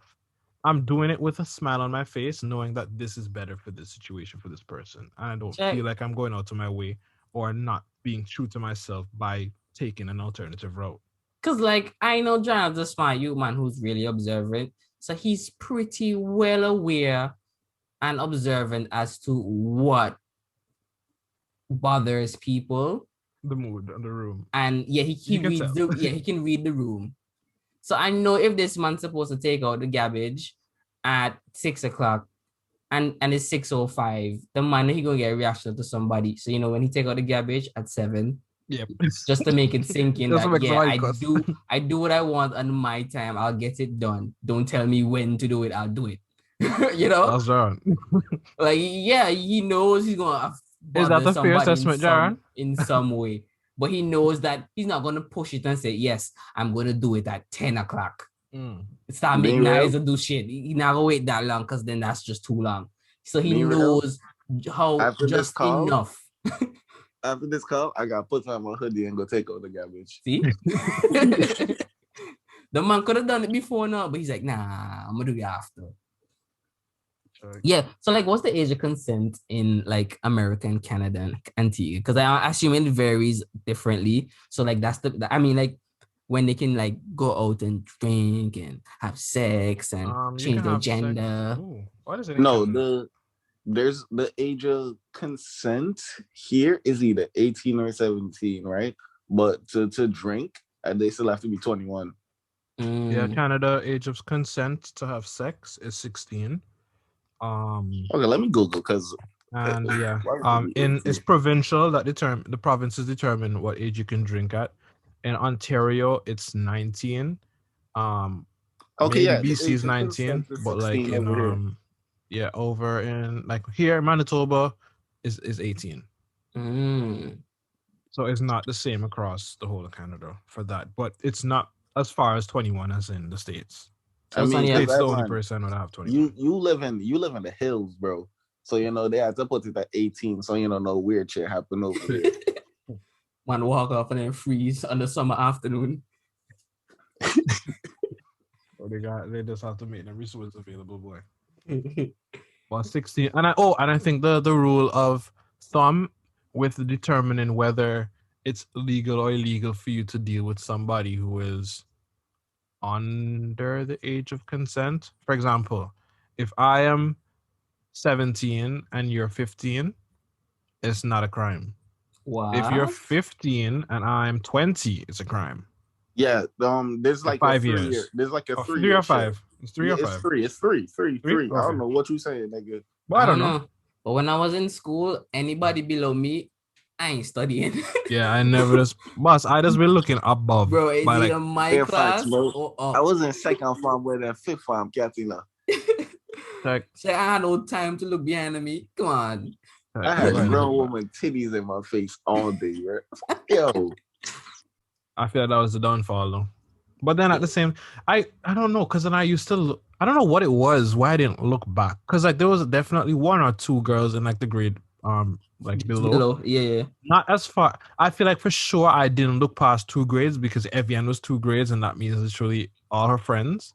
So everything below Evian and below was just not even appealing to me at all. So, and plus I used to like basically growing up, I used to hang around my cousin Jamal and stuff, and that man had he like 3 years older than me.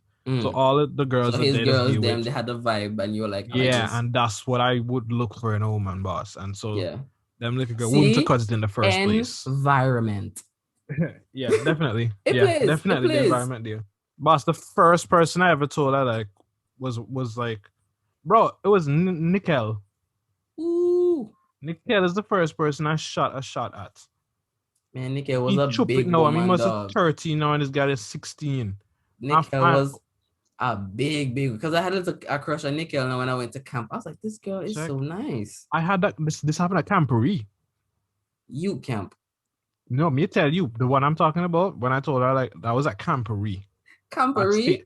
Camporee, boss. You ever tell something about Camporee, right? Hey. I don't know what these things are. Just cool, you weren't part of the church yet. But Camporee had this big camp at stadium, right? And like everybody from Antigua was there, and some other places. Some other countries, right? And it Mexico, came. And I ran into all my church friends and stuff from school and all just villages and so, and it was a vibe, dog. Right? So at night time, we'd run around the place, running through tent, diving and ducking and pulling up on people and just chatting, right? So I find Tyndale area. And this is when Bluffy was going on the place. She big Bobby and them, I tongue people in their face with, right? So in my head, I'm just like, whoo, I got finesse this girl, right? So I'm there throwing bars and I'm pulling up to her tent window. And I'm just like, yeah, right? And she was sharing the tent with like Angel. That's Angel Archibald. Wait until I get this character Pokédex up. It's country decks. Right? But yeah. So the two of them were sharing a tent at the time, and I'm there, running some lyrics to the window and telling her kind of stuff and how to come back, right?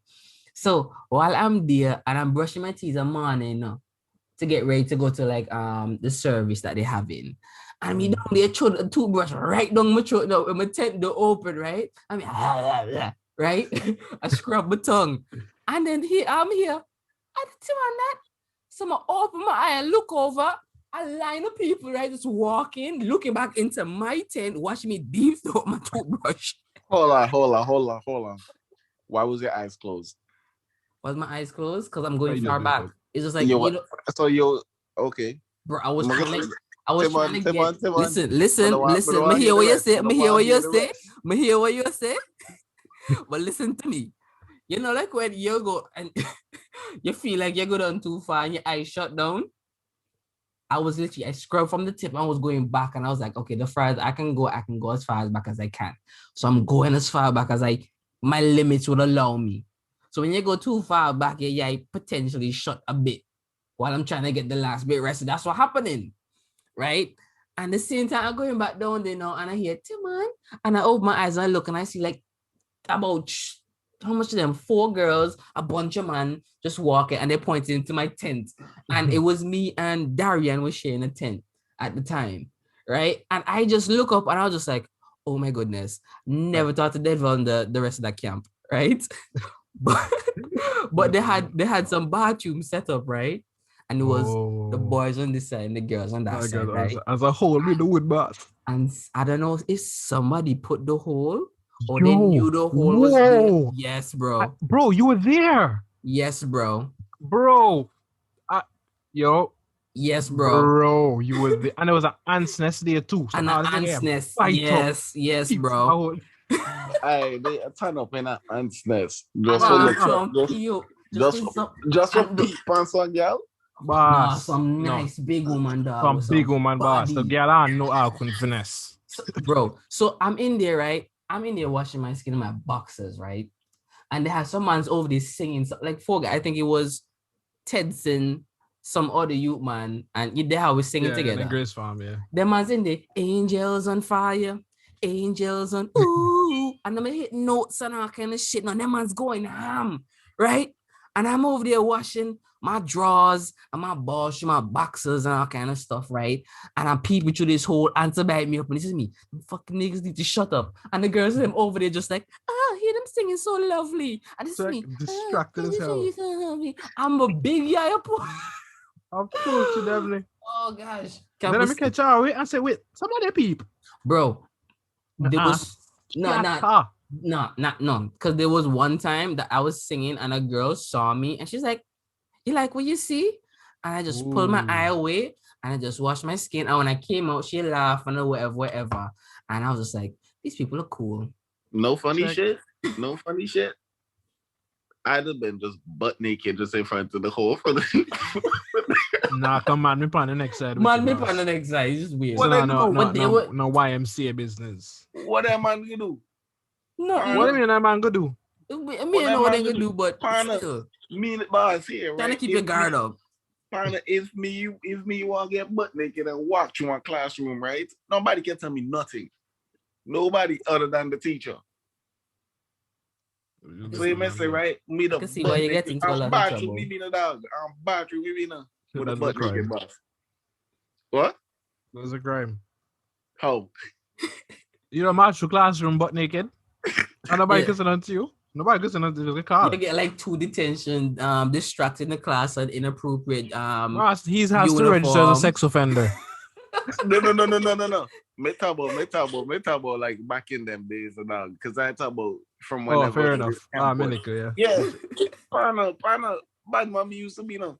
But yo, me remember boss, the first school shit me ever take me take my all the fucking clothes off. Like I was that guy, bro. I was that guy. Nah, because right, I used to like every time I used to take a shit, right, I'd take a shower after. So when I first went to primary school, and I took a shit, bro, I took all my clothes off, and I took the shit, and then when I look and I realized, yo, I can't take a fucking shower. I was like, fuck, this is weird. But trust. Just imagine you go kick down and style though in the primary school, and you see how fully black you by the time of the shit. Bro, what's the first thing you say in your head? Then again, primary school is weird. So I can doing? I can tell teacher. you get no for me doing that. Can tell teacher that because we're naked as shit. but yes, the reason I asked about age of consent and stuff, because I find it really weird that parents tell their child at 5 years old that you can be a female. I feel like it's too young for them to decide such drastic change to their life. And yes, if they feel like a female at such a young age, let them be free and do whatever they want. It out. I get it. Ride it out. When a man's 16, 18, whatever, and you realize, oh, there's me. Or, oh, that's not me. He can decide to make any altercations or changes to his body at that point. And I'm not saying to as a parent, you should be like, oh, you're 5 and you feel like a girl when you're a little boy. And I'm not trying to tell you to convince him that he's not. I'm just saying when he's of age, then he can make decisions on his own. Because like if that kid say, yeah, mommy, I think I want to have a baby. You're going to go carry him to a strip club to go fuck a whore and then get her pregnant? Bro, it's son. There's levels, and I feel like there's some things that it's a wave, it's a popularity contest. It's like I'm a good parent because I'm fitting in with society real quick from the jump. Plus, you're not teaching your kid anything about the real world. You can't just get what you want just because you want it. Just because you want it, like, no, it's weird. Or because you feel like it. And it goes back, bro, literally, my problem with all of this is just because your feelings don't make a difference. Bro. I feel like the person who killed my mother, that didn't happen, but I feel like the person that killed my mother should be killed as well, right? Does that make it right? Because I think that, and I have not acted upon it if I kill him. No, I'm still going to freaking jail. Bro, facts. It's like, how can you let a 5-year-old determine his gender? Yeah, and it's off of the basis of feelings. Bro, so no, you're not only a 5. That's not even the whole thing. Not even the fact that it's a 5-year-old. It's a 5-year-old's feelings, bro. When I was younger, watching Cartoon Network, I wanted to be a Powerpuff Girl, dog. Bro, Buttercup. That's what I wanted to be. But he was hard. Buttercup, yeah, you check. You want for the bishi a thump up Mojo Jojo. Nah, not me. Nah. I never really got attached to the Powerpuff Girls until what about Totally Spies? Oh yeah, the Rowdy Boys. Totally Spies. You want to be the one in red, right? No, but just want to touch him up. Loki. She was a baddie. And what about Winx? No, you see, Winx. No, what happened, bro? With the Winx Club, they introduced the dudes. Yeah. And because they introduced the dudes, I never got like any attachment to any of the girls. Oh, I never watched this. Oh, okay. That was different. But yeah, dog. There was like situation where I'm just like, yo, girl characters, I'm one of the girls, them. And it's not affecting me like that. I'm just like, she's the cool one. She's the one I can relate to the most. Yes. That's all it is.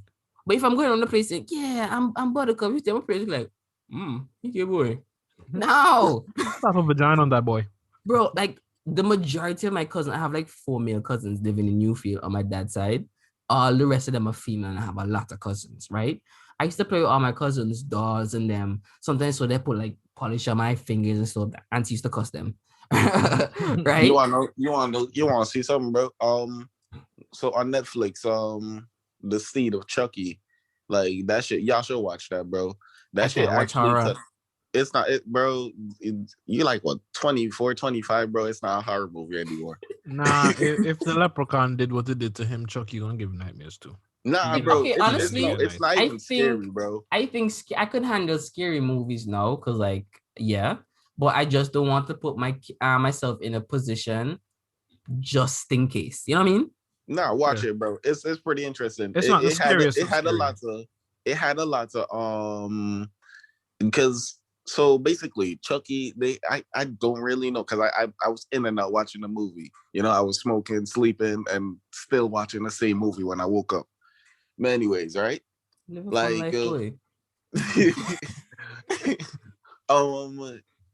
So now Chucky and them, right? Him and his wife, he wanted a boy, the wife wanted a girl, right? And then they have this baby. Well, I don't know what the hell this nigga really was. He was another doll. And they were going to push him into a body. So they had to get this lady pregnant so that she can have a baby. She ended up having twins. And now this person, Chucky's kid, he was confused about his identity. Because sometimes I feel like a boy, sometimes I feel like a girl. I was like, yo, what the hell, bro? This is from a movie from 2005 or 2003, some shit. Watch it, bro. It was interesting. It was bare comedy. I could sit down and watch it, man, because like I'm not a fan of movies because I feel like I just end up wasting an hour of my time. It's just not long enough. That's why I fuck with shows. Yeah, can you hear me? Mm-hmm. Yeah. That's why I fuck with shows, because like I feel like if I sit down and waste an hour and this shit not good, that's an hour wasted. Yeah, I can sit down I can sit down and waste 8 hours because it feels worth it. But like 1 hour of a time and I'm not even satisfied. Fuck that. I feel like movies they don't resolve the shit correctly to me, bro. Because it's such a short time. They try. Bro, it just don't really make too much sense to me. I'm like, bro, like how the hell did this happen and then this end? Like, so that's why I don't really watch movies. I play games. That's really what it is. I play video games. I don't watch shows. Oh, word? Because I never see you play. I ain't go fall for that bait. Nah, just cool, man. All right, I'm trying to grind up some shit. I'm trying to get high later. Anyways, what was I talking about now? Before we start talking about Truckee. You were on a rant. You were ranting. Oh. Yeah, I was talking about like, yeah. Because like, I remember doing some weird shit. And it's not like from as far as I can remember, I don't think my parents ever was like, Timon, don't do that because that's for girls. Or Timon, that's not what guys do.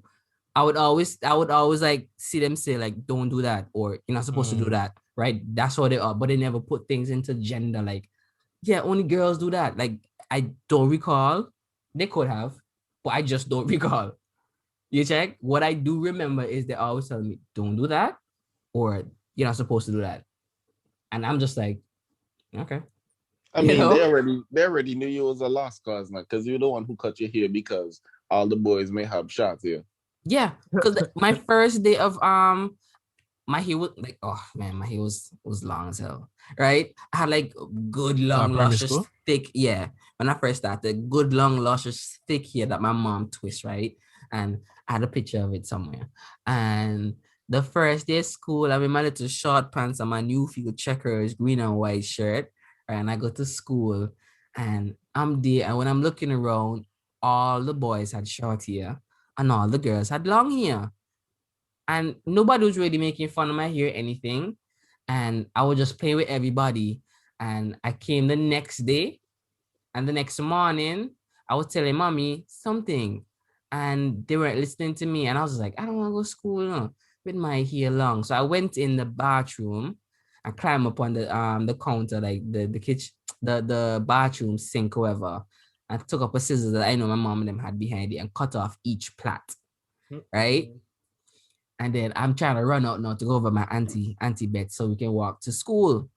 And while I'm trying to run out the bedroom and go to the kitchen and go outside, my dad see me and then call mommy. And I know mom was going to be the one that was upset. At that age, I knew who was going to be upset. Right? And mommy's like, why? And she felt real sad now. And then daddy's just like, it's okay. And then he go and grab his blades and so, like his shaver, and then cut out the rest of my hair. He didn't even mark up my head or nothing in the dark. He just cut it off. Of course not. You done fucked up. And then just sent me off to school. And then that was me. I started getting markouts when I got to Adventist school. So yeah, like I even grew up. I used to do lots of girl shit because of Evian. Like Evian just be the one to make a fuss over shit. Like I want to watch Animal Planet, and this girl want to watch freaking Hannah Montana. Nah. Hannah Montana was hard, bro. Hannah Montana was different. I know, but like I used to have to just anything that she wanted is mostly what I used to have to divert to. I get you, bro. Because like all of my cousins, right? All of my cousins was females, bro. And like I come home, and so I'm gonna touch the road, right? But before I touch the road, I gotta like wash my skin. I gotta eat and do like whatever. A couple things before I touch the road. So like I would sit down and watch Hannah Montana with my cousins while I'm eating. I'll be watching the Wizards of Waverly Place, whatever girl shit that they doing. But I remember like my little cousin, she like, cause like her older sisters didn't want to play with her. So I'd be under the house eating mud pies because this is what she want me to do. I'm like, all right, whatever, bro. So I ate the mud pie, just rub her hair, and then I touched the road. So yeah, I get what you're saying, man. Like it's life. You gotta do it.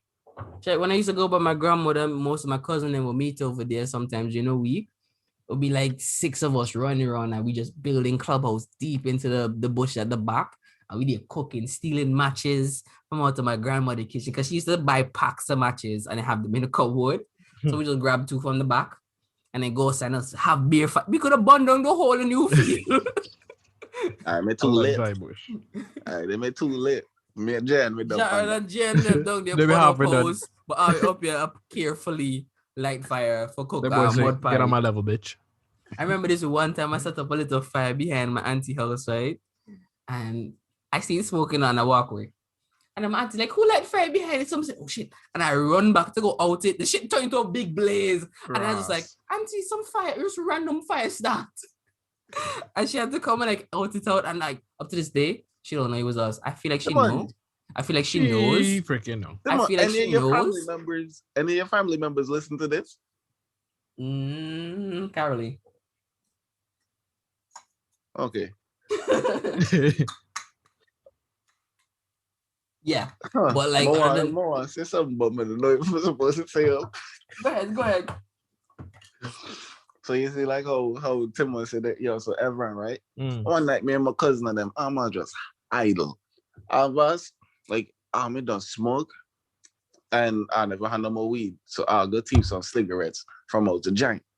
So after I go teach the cigarette to them, right? I light the cigarette, realize this is not what I want to do. So I just show the cigarette to them after I teach them. So now, boy, I'm just a walk down on this dark road, right? Cross from this Rastaman house. And I see this old house over there, this abandoned house, wooden house. Little bush leading to my whatever, right? So I'm gonna go Frank gas station. I'm gonna walk for about 25 minutes now. There'll be a water bottle full of gas. And I start spread the gas road in the house, lead them outside. But the whole house. But yo, you should see everyone, the whole entire village come around now. Now it smell like smoke. But you know what's funny? Everybody speculated it was them young mans down the village now, but they didn't have no proof. So every time they saw you, they just like, I know. But they just couldn't say shit because it's just like, we don't really know, but I know. So I would see them and so I'm just like, bro, y'all know y'all getting judged and engaged right now. Like y'all on a microscope. Like, they could not prove anything. But realistically, you think they had to prove anything to do anything to y'all for real? You want to talk about literally, boss, literally. Them mans used to call police, fire department on the because they had a payphone in the village. And people will do waste coins now. Actually, I don't think you have to pay coins, you just call. The man will just waste time, call fire truck will rush coming from wherever you come from, come Newfield, looking for the fire. No fire. You know how much taxpayer dollars you waste? Newfield, bro. A full truck of water, no? A hall water coming Newfield for a tongue now. Coming Newfield. And the man slowly drive to the village like, where the fire? And literally, you will come to the village and see a fire truck creeping. Like, where the fire? I'm joining us, so people doing no smile. So this will be a walk down and see big truck on small road. I'm like, yo, why? What's happening? That's real idle for real now. Bro, before people had phones, man used to pull up at a spare phone to talk to them girl dog. And they would take what they calling the girl on? This is why I really didn't understand, boss. Like, first of all, right? I think operators could connect you to other ones just in case, but they could call people house phone. But man was on pay phone just in the village, and then I would throw in some coins, and then I was calling, yeah, and then I talk up. You will see them in the booth, yeah, girl, and I finesse the phone, and I'm just like, yo, and then be the scene of that fetching pay phone, bro. Here, MOI used to have them. Hey, hey, remember Emma and behind Catty, they boss Tamika boss. Hey, me just love you and me She little now. nice. I mean, I wonder, yo, how Hey, bug this boy? boss, no, one time, right? Cause she me call my sister boss. Yo, everyone, my sister, like, she like 34 or something, Oh, right? today ain't Lono's birthday? Yes. Yes, it is. Yes, it is.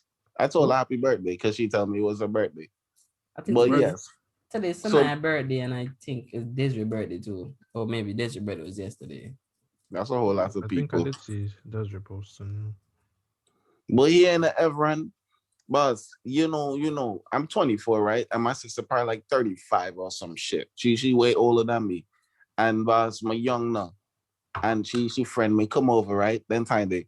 My mommy just like, yo, what man in high school? Man in high school, maybe around 14. So then time they may already give me like a growth spurt, when we had like a muscle upon my body, whenever I'll skin and bone. Actually, I was still skin and bone, but you know, my buff for my age.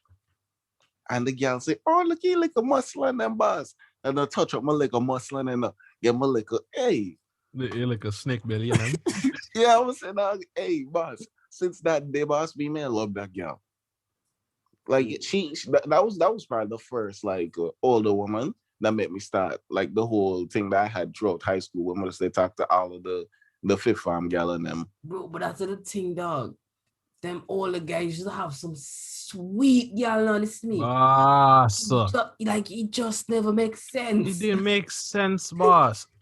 And like it was like in the same way how those guys used to look mad older than us, and then when we got to their age, buff. We didn't look as old as they used to look. Old or cool or buff as them. I don't know what it is, boss. I really don't. Bro, I remember this one time our church went to a camp to Dominica, and that's when Red Rat and so with Awi, right? And Tariki and so was there. And I think Emoyans and Giovanna, so the village was there because like if the church used to pull the village with us. You used to raise the money and people buy the tickets and so cheap to travel around Antigua, the Caribbean actually. So we went to Dominica. Is Dominica Republic or just Dominica? I think it was Dominica. And we had this camp in this schoolyard, right? And the girls were in one section and the boys were in the other section. And Jovan used to go pull over by the girls section all the time and talk to these girls. And sometimes the instructors or the camp leaders and so would walk around and check people to see if any girls or any boys there. So a couple of times, Jovan and Red Rat and all them other man just hide up behind the door. And them man's found a little part, right, that you can open up in the wall and then cross over to the girl section.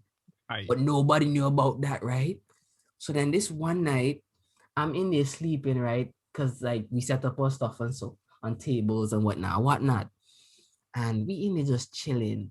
And this girl comes through, right? And this is me. I'm like, everybody's supposed to be sleeping, right? But like I'm there, it's like, excited about camp, like sweet, like tomorrow I'm gonna do shit, right? And one of them pulled you, right? And I see this mom fuck this shit out of this girl, right? And she's trying to stay quiet, right? This girl is sexy as fuck, right? And while all is happening now, it's about 4 guys in the room, right? Awake? Yes, but nobody moving. We just listening, right? Because we're not trying to blight up his scene or nothing. It's I play sleep. Yeah, I'll play sleep, right? Okay, so she think I asleep. Okay, that's what I want. Like she just okay. Yeah. So now after that done, right? The next morning now, because we play all kind of games, we play hide and seek and all kind of stuff, right? So the next afternoon, we did chilling. And actually, I should say from the morning, we went out to get breakfast. All of us looking at her. And we're trying to figure out like, yeah, we know, right? But she just looking at us like, oh yeah, whatever, right? And a smile up and laughing, but we like, nah, I think you need to look at our eyes. We know. Check. Yeah, I never know they tell you. Y'all niggas weirdos, bro. Now we're weirdos, right? But it's cool. Right? We're young. So we outside play hide and seek and whatnot, right? And I look at this girl, I'm like, yo, you really fucked me up, right? And she's like, what happened? I'm just like, I talk in my sleep, right? And now I can't really talk. Like, I can't really sleep. She's like, what do you mean? Like, we all were awake. Oh, you told her? Yeah. I let her know. Soul boy. And she just blushed. and then talking about I ain't about her business. Cause you know, they do the you know me, but like and I'm just like, girl. And then we went. She probably find it like she wanting people that kind of it's like yeah. Okay. You felt like a movie star. You check. And I think that same week we went up to like the waterfall and we had mountain chicken, which tastes like gluten. So if anybody's out here interested in frog legs, that shit tastes like flour and water. Because that's like basically chicken. Gluten. It doesn't taste like chicken, it tastes like gluten with nice sauce. Bro, we asked for seconds and then somebody was like, mountain chicken is frog legs, right? And I was like, so you wait until we finish the first set of food, ask for seconds to tell us that frog is chicken in Dominica. And that's what it's supposed to do. That's how you get people to try new things. That's how you do it, actually. That's how you do it. I rate them. Check, if you told someone, I would never know. Because if you told me that before I ate it, I would eat it. But if you tell me that after I eat it, I'm like, it's not that bad. Yeah. So then I might eat it again. That's how they got me to eat onions. This one time, like I ordered a burger and I'm eating this. I'm like, yo, this tastes nice. And I open it and I see a big sauteed, juicy onion. I was like, what the fuck? I like it. And after that, I just cut up any onion, anything with bread. Chop up onions are good too. Nah. Just different. But that yeah. Camp and so was sweet. But like, John, if you were there, dog, it would have been an experience, bro. We traveled to bare Caribbean countries back in the day. Countries. I watch all y'all different camps now, but I've just never been interested in that. Was the only one camp that I'm even supposed to go, cause me even was Zania, I'm a drop off a bike. So you see, he just never work out. And plus, like I remember there was one camp right where Joshua went with y'all, right? And Joshua basically in the same boots as me. He didn't really go to church. So, like watching all the pictures, seeing how Joshua may look out the place, that's how me look. There you count. Yeah. We went to St. Vincent. Like I didn't want to be that person. No, but the thing is, he only looked like he fell out of place in the photos. Like Joshua was literally like the funny guy. It was me, Brian, Chavel, about 3 other guys from St. Vincent. And you hear that? Wait, hold on. There's Steele. Steele was there. Orain, and some other dude. Yes, it's Steele. Who's Steele? Not Whistle Steele. This Orain, this other dude. Okay. So, yeah, they had like a handful, like at least 10 funny people controlling that whole camp, dog. That's another thing, right? Like the people in the industry, they call that sound like an Adventist school crew and an Adventist church crew. You need to understand. Remember, I was only in Adventist school for a year now. No, but like 2 years. You're making it seem like Adventist people weird or fun. They don't have, bro. They literally like me. Boss is like perverted, us, just but like perverted, but like what is it? Kosher? You're like it's still it's PG, but not PG. PG-13. Bro, you can have your fun, dog. Like you can say you can have your fun. Yeah, you can enjoy your fun. There. And if you get related, nobody obliged you seeing, except maybe some counselors, some big people who are like, you can't be in the tent and stuff like that. But bro. And another the last youth camp I went to, at the end of the camps, I realized that they had like a little dinner thing that they went, right? And you had to find a date and stuff. So in my head, this is me. I'm not going like it would be wise to go ask the nice girls and them, the pretty ones and them out real quick. But I was like, nah, I ain't gonna do that, right? Because I didn't want at the time, me and Brian were like troubling multiple things, right? So I didn't want to choose one and leave the others thinking otherwise, right? So what I did was I chose no one. So I let everybody go pick and ask other people until all my options were taken, right? And then I look at the ones that were remained. So then I pull up, right? So they had this one girl that nobody did ask. Her name was Adonis, right? So I ended up going with Adonis and this other girl. So I had 2 girls. Her name was Adonis? Yeah. So I had... She has a really big list, but I fuck with them. right? And I had 2 girls now because like they were girls that's left over, right? So I had 2 girls to walk in with to take pictures with, but then now I'm walking in with Adonis, them other girls I was like, throwing vibes with. They were just like, okay, right? So every minute when they outside just chilling, me, Brian, and Joshua also chilling, them girls will leave from inside to come chat and chill with us and stuff. So I still had the girls and them, you check? But it's just like at the end of the day, I didn't have to worry because they had to go back to whoever they were sitting with and chilling with. And then it was me and Adonis just making jokes or whatever. So I felt real nice and comfortable. Bro, right? add our next one to the list. Bro. But yeah, yo, Cat was nice, bro. They had this other girl, like, right? We were like back and forth, like just doing like, I guess he was teasing each other. And then I don't know when. I think it was the night before when everybody was like going home and our flight back to Antigua was like the evening. So everybody was tidying up and just leaving. It was just me and her and Brian and a couple other people chilling back, right? So we walk in the place and she's saying bye. And I'm like, all right, bye. And then I'm walking and she's grabbing me and pulling me back. She's like, bye. And I'm like, bye. And then we start making out, right? And then I think it was Dennis came to and saw me and grabbed me and said, come here, lick a hand, it's gone. And it's me, no, right? And he's like, why don't you boy behave yourself? What happened? You never kissed a girl before? I was like, you know what, sir? Thank you. Because I was behaving like a little desperate fool. And he really put me in my place and I appreciated it like a lot. Yeah. No, he really tell me. So like on some big bro shit or some counselor shit? Oh no, some big bro shit. Okay, tell me that entire time, right? In that camp, they never touched no boom boom. Oh yeah. So make it go on so. No, it was the boy get caught up. No, that's what I'm saying. Me and this girl, we were just teasing each other all the time. You check? But it was blue.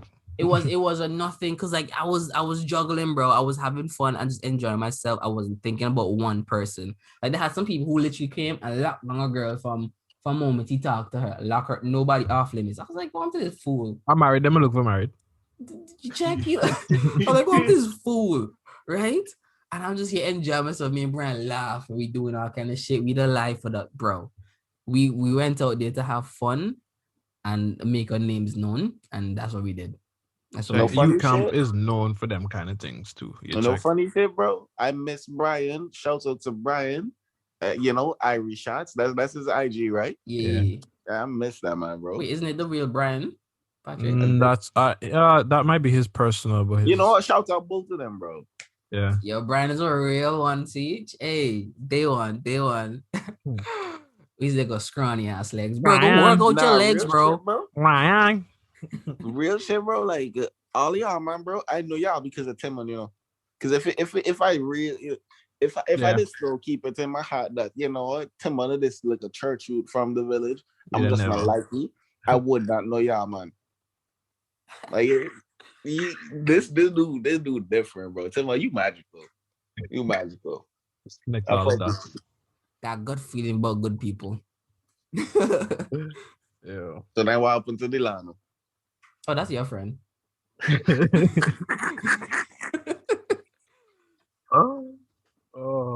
No, me and Big Sexy safe, man, but that's your friend. I ain't hear about that boy in a minute. Check. But yeah, man. Like the guy was really talking about some shit in that video that we saw on Instagram. Then again, shout out to that listener who jumped in my DMs and told us to talk about it. I said I wasn't gonna call your name, but I'm gonna call your name. It was Sherika. She wanted to hear us talk about this topic. Big up Sherika.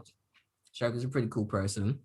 Yeah, when you come back to Antigua, we need to plan a trip. We need to plan a trip, Sherika. If you're listening to this, bro, Sherika been on that vibe, but like, bro, Sherika been moving about, man. I was just like, man, you're going back home more than me.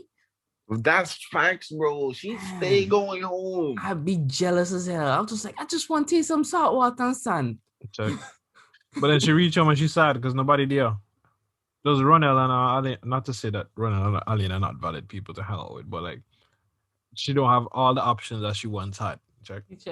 We can't all get together and shit. Every time y'all go back, y'all don't go to a hotel?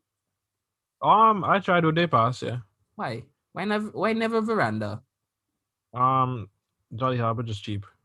Like $100. How much veranda? All you can eat, all you can drink, beach, pool, like I don't want nothing else. Okay, I'll have a I plan would do sometime. veranda. I've been open to veranda for sure. Like I've considered it. The reason Jolly Harbor stays winning is because it's cheaper. Veranda have like little rooms, like little house cottages with different island names, little villas, and it just, I don't know, you just add like a little nice little twist to it. Yeah, I always want to go up there. Yeah, it's lit. I remember this one time we went over there and they put me in Antigua. I was like, Miss, could you find me another room? I'm in Antigua. Why you putting me in the Antiguan room? Like, put me in St. Kitts or something. I'm trying to be versed in my travels. Imagine I in Antigua and I go to a hotel to stay in Antigua. Like, I'll pay money now. I'll pay money and I'm going to put you right back in Antigua. I'll put me right back where I come from. I'm like, yeah, you know, he's no experience with him. Nah, but the day pass thing, that's always a thing. Cause like literally you show up by like 11 o'clock, just before lunch ready. You fill your belly with lunch. In the afternoon, at Jolly Beach for sure, they have the open bar. All you can eat burgers, fries, shit like that. That's the whole day out there, and you just literally just have the whole day to just like be a tourist. You're like literally just on vacation for that day. Bro, the thing is not for the last. No, let's go home, bro. Let's go home. Bro, I wanted to go back to Antigua this year. I was making plans for it 2 years ago. Boom. Bro, I don't save up. I save up my travel plans 2 years ago to travel. Money just to sit down and watch you. The money just sit down. You grow interest by the year. Bro, I had people right that like I talked to, and everybody was saving up and shit, right? And we was ready to go Antigua, and everybody just waiting on you to call the date. Then again, there's the whole COVID. Nah, shit COVID happened, boss. It's the COVID shit that happened. Yeah. Bro, I was looking for nice Airbnbs. I was talking to people, telling them, yo, what's the number of maximum people that can hold here? What's the, the price for a good week or two? I'm not expecting people to stay for 2 weeks, or just a week probably. So I was asking like, yo, what is the villa like for a week, maybe 2, right? Because I probably might stay in Antigua for 2 weeks if I go. Most likely I want to stay for 1 because like you don't want to stay too long. Then it's just like I'm back in this Antiguan rut. You know what I mean? You like when you stay somewhere too long. Okay, like you go on vacation and you go somewhere and you get a lot done in a week, and then the next week is just like, okay, what do we do now? Can't relate. No? Nope. I would just want to be there forever. Low key. Okay. Like I love being somewhere else. I wouldn't until I get there, to be honest. Yeah. That's just my mind thought. Always on the verge of trying to do shit because like I love my sleep, bro. Like part of the things that I plan to do when I go on vacation is to fucking sleep. So I'm not trying to have everything forced into 1 week. I get you. No funny shit, bro. Like sleep is an inconvenience to me. Like I wish I could be up all the time. Like I like being up at night. Afternoon, night, I like being up. I wish I could enjoy sleep like some people. That's what I wish. Yeah, because you just haunted. Like sunrise to moonrise too. And I'm like, sir, we don't have nowhere to go. Bro, we're gonna make some phone calls. Like I will go sleep at 4 o'clock and still wake up at 7. Not me. Like literally, I don't know what it is about me. I can go to sleep at 9 p.m. and sleep till 1 o'clock the next day easy. No effort. Like I'ma definitely wake up a few times, but every time I wake up, I literally just have to close my eyes and I'm back to sleep. I hate having to wake up because I don't know if I will go back to sleep. Oh, I love waking up. That makes the sleep sweeter. I bet old people are jealous of me. No, honestly. Oh, you're abusing your blessings. Yeah, that's what it is. But like that still like I wanted Antigua to kick off like my travels. Like I wanted to go back home, see everybody, spend some time, do some shit, relax. And then every year after that, take my vacation and I travel somewhere new. Because like the world is way too big for me to just know one place. And I really want to travel. Yeah. Is my thing. I've seen so many things on TV and places and pictures. I'm just like, I can go to these places. So why I'm not doing it? Like what's stopping me? Like I know I don't like to do things by myself the first time, but I could do it by myself the second time. I would love the company the first time. So when I'm experiencing something new and weird and unfamiliar and I don't know, I either have somebody who knows or somebody who's going through it with me so I can feel more comfortable. That's just me. The second time, if y'all not available, I can do it myself because I already know. Yeah, you're done. Yeah, familiar with the. For me, okay. When I'm by myself, I like to just chill and do nothing. Right? When I'm by myself, maybe go for a walk, sit down on the park bench, whatever, and just chill and do nothing. Just look around, breathe, enjoy. That's me when I'm alone. So with that being said, when I'm alone, I'm never interested in doing things and going places and doing activities and stuff like that when I'm alone, because a huge part of my enjoyment comes from sharing the experience with somebody else. Like there's bare times I will not watch a movie because I feel like, yo, this movie is gonna be so freaking funny and I don't want to laugh alone. So I don't watch that shit. You know, but if it's just an adventure movie, I just want to see how the story go, I'll watch that shit. But things that, come with my enjoyment, I tend to only want to do them with people. So like to travel to somewhere else I don't know, I would never do it alone because I don't see the point in it. I'm gonna just enjoy it and I like, kinda get just where tell you're you coming about it. from. Nah, let's go Me together and now? enjoy that shit. So when we talk, it's not me telling you no story. It's us looking back on a memory and be like literally, that time when Jaron came over from Ontario, from New York, and he came up to Ontario, and we were chilling for what was it, like a weekend. Like that was such a good freaking time.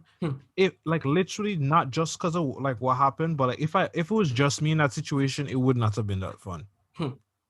Honestly, if it was just you in the situation, I feel like it would happen different. Nah, probably not. And nah, bro, it definitely. I mean, the end part would. The end part. You hear that? Oh, just I followed out me, and then I pick up now. Oh yeah, then I pick up. Nah, but like, nah, that's me. When y'all be talking about all the D&D and all y'all state college vibes, and I was just up here freezing. State college? Sorry. Partner, me never gonna say college, man. You mean around Timon when Timon they going Timon, and then we had the vibes, and you tagged along. You were there. Oh man, I never went to state college. Timon, me abandon me now and get a new friend and them boy. So that time they made big sexy, they roll cause Timon, man, he was too educated for all the college kids. The boy lie. We get too cool. Bro, it's so it's weird because I don't know if you said this on the podcast, but like this man, Big Sexy, invited us to a party that he was invited to. He don't even know who the party belonged to. His girlfriend at the time invited him, say, "You're my plus one." This man bring two people. Yo, Delano, menace now. And the thing is now, me and Jared and Delano, I left the party down bag full of juice. Sodas, all kind of thing. You know, if your name Stinker, anytime that family share, I don't know. Stick dog. Nah. It was Thea and her mom's. Oh, that's different. I'm good day, right? And maybe like 5. I'm not a party, like a get together, right? So more girl than man, right? So maybe like 5 guys was there, and then the rest of catty. And I'm gonna take all the catty in there from the boy. Bro, you come in this, we knew nobody besides Delano, right? Her mom was at the gate. Who are you? Oh, we just friendly neighborhood, whoever. She's like, I don't know how you. When I'm saying, we talking, we laughing, telling jokes, and John treating this woman like you told them a friend from Lang, and I'm just here being like, the side character, just keeping everything PG so John don't cross the line, And she's like, yeah, y'all seem cool. Yeah, I can come in. Listen, yes, right? Dylan already inside, because the boy did Charlie left you out again. Right? Oh boy, because his girlfriend already pulled him in. He gone. She questioning us because the girlfriend don't know us. She don't know us. Niggas.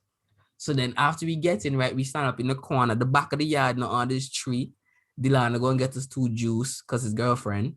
And we up there just talking and scoping out the field, right? We see this one guy, he literally overachieved because he doing the most, telling jokes, doing flips, whatever, right? About 3 times. Busy yet?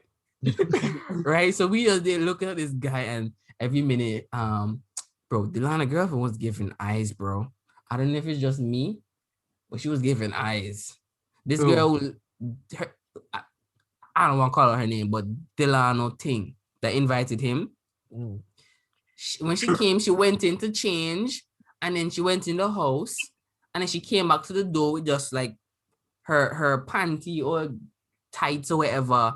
And then I'm just like, what are you, who attention you trying to get? Like, who you signaling? Like, what's happening? Right? And she looking up in the corner, and she looking at me, and she looking at Jaran, and Dylan kind of wandering around and coming back and forth. I think he was just farting around the place because from the way he was moving, right? And she was just giving us eyes, and I'm just like, what you trying to signal and say? Because I'm not picking up what you trying to lead on. Anyways, long story short, right? Jaran saw somebody from school. It was Angel, I think. And Jaran was like, I go talk to her. Right. So I said, all right, I go forward. Right. So he go and talk to her, see Angel. I was like, Angel, whatever. Because after I left Adventist school, I didn't really see Angel and stuff like that. And I didn't really talk with her that much because I'm just like, I didn't see you and I never knew where you were, but everybody knew where I was.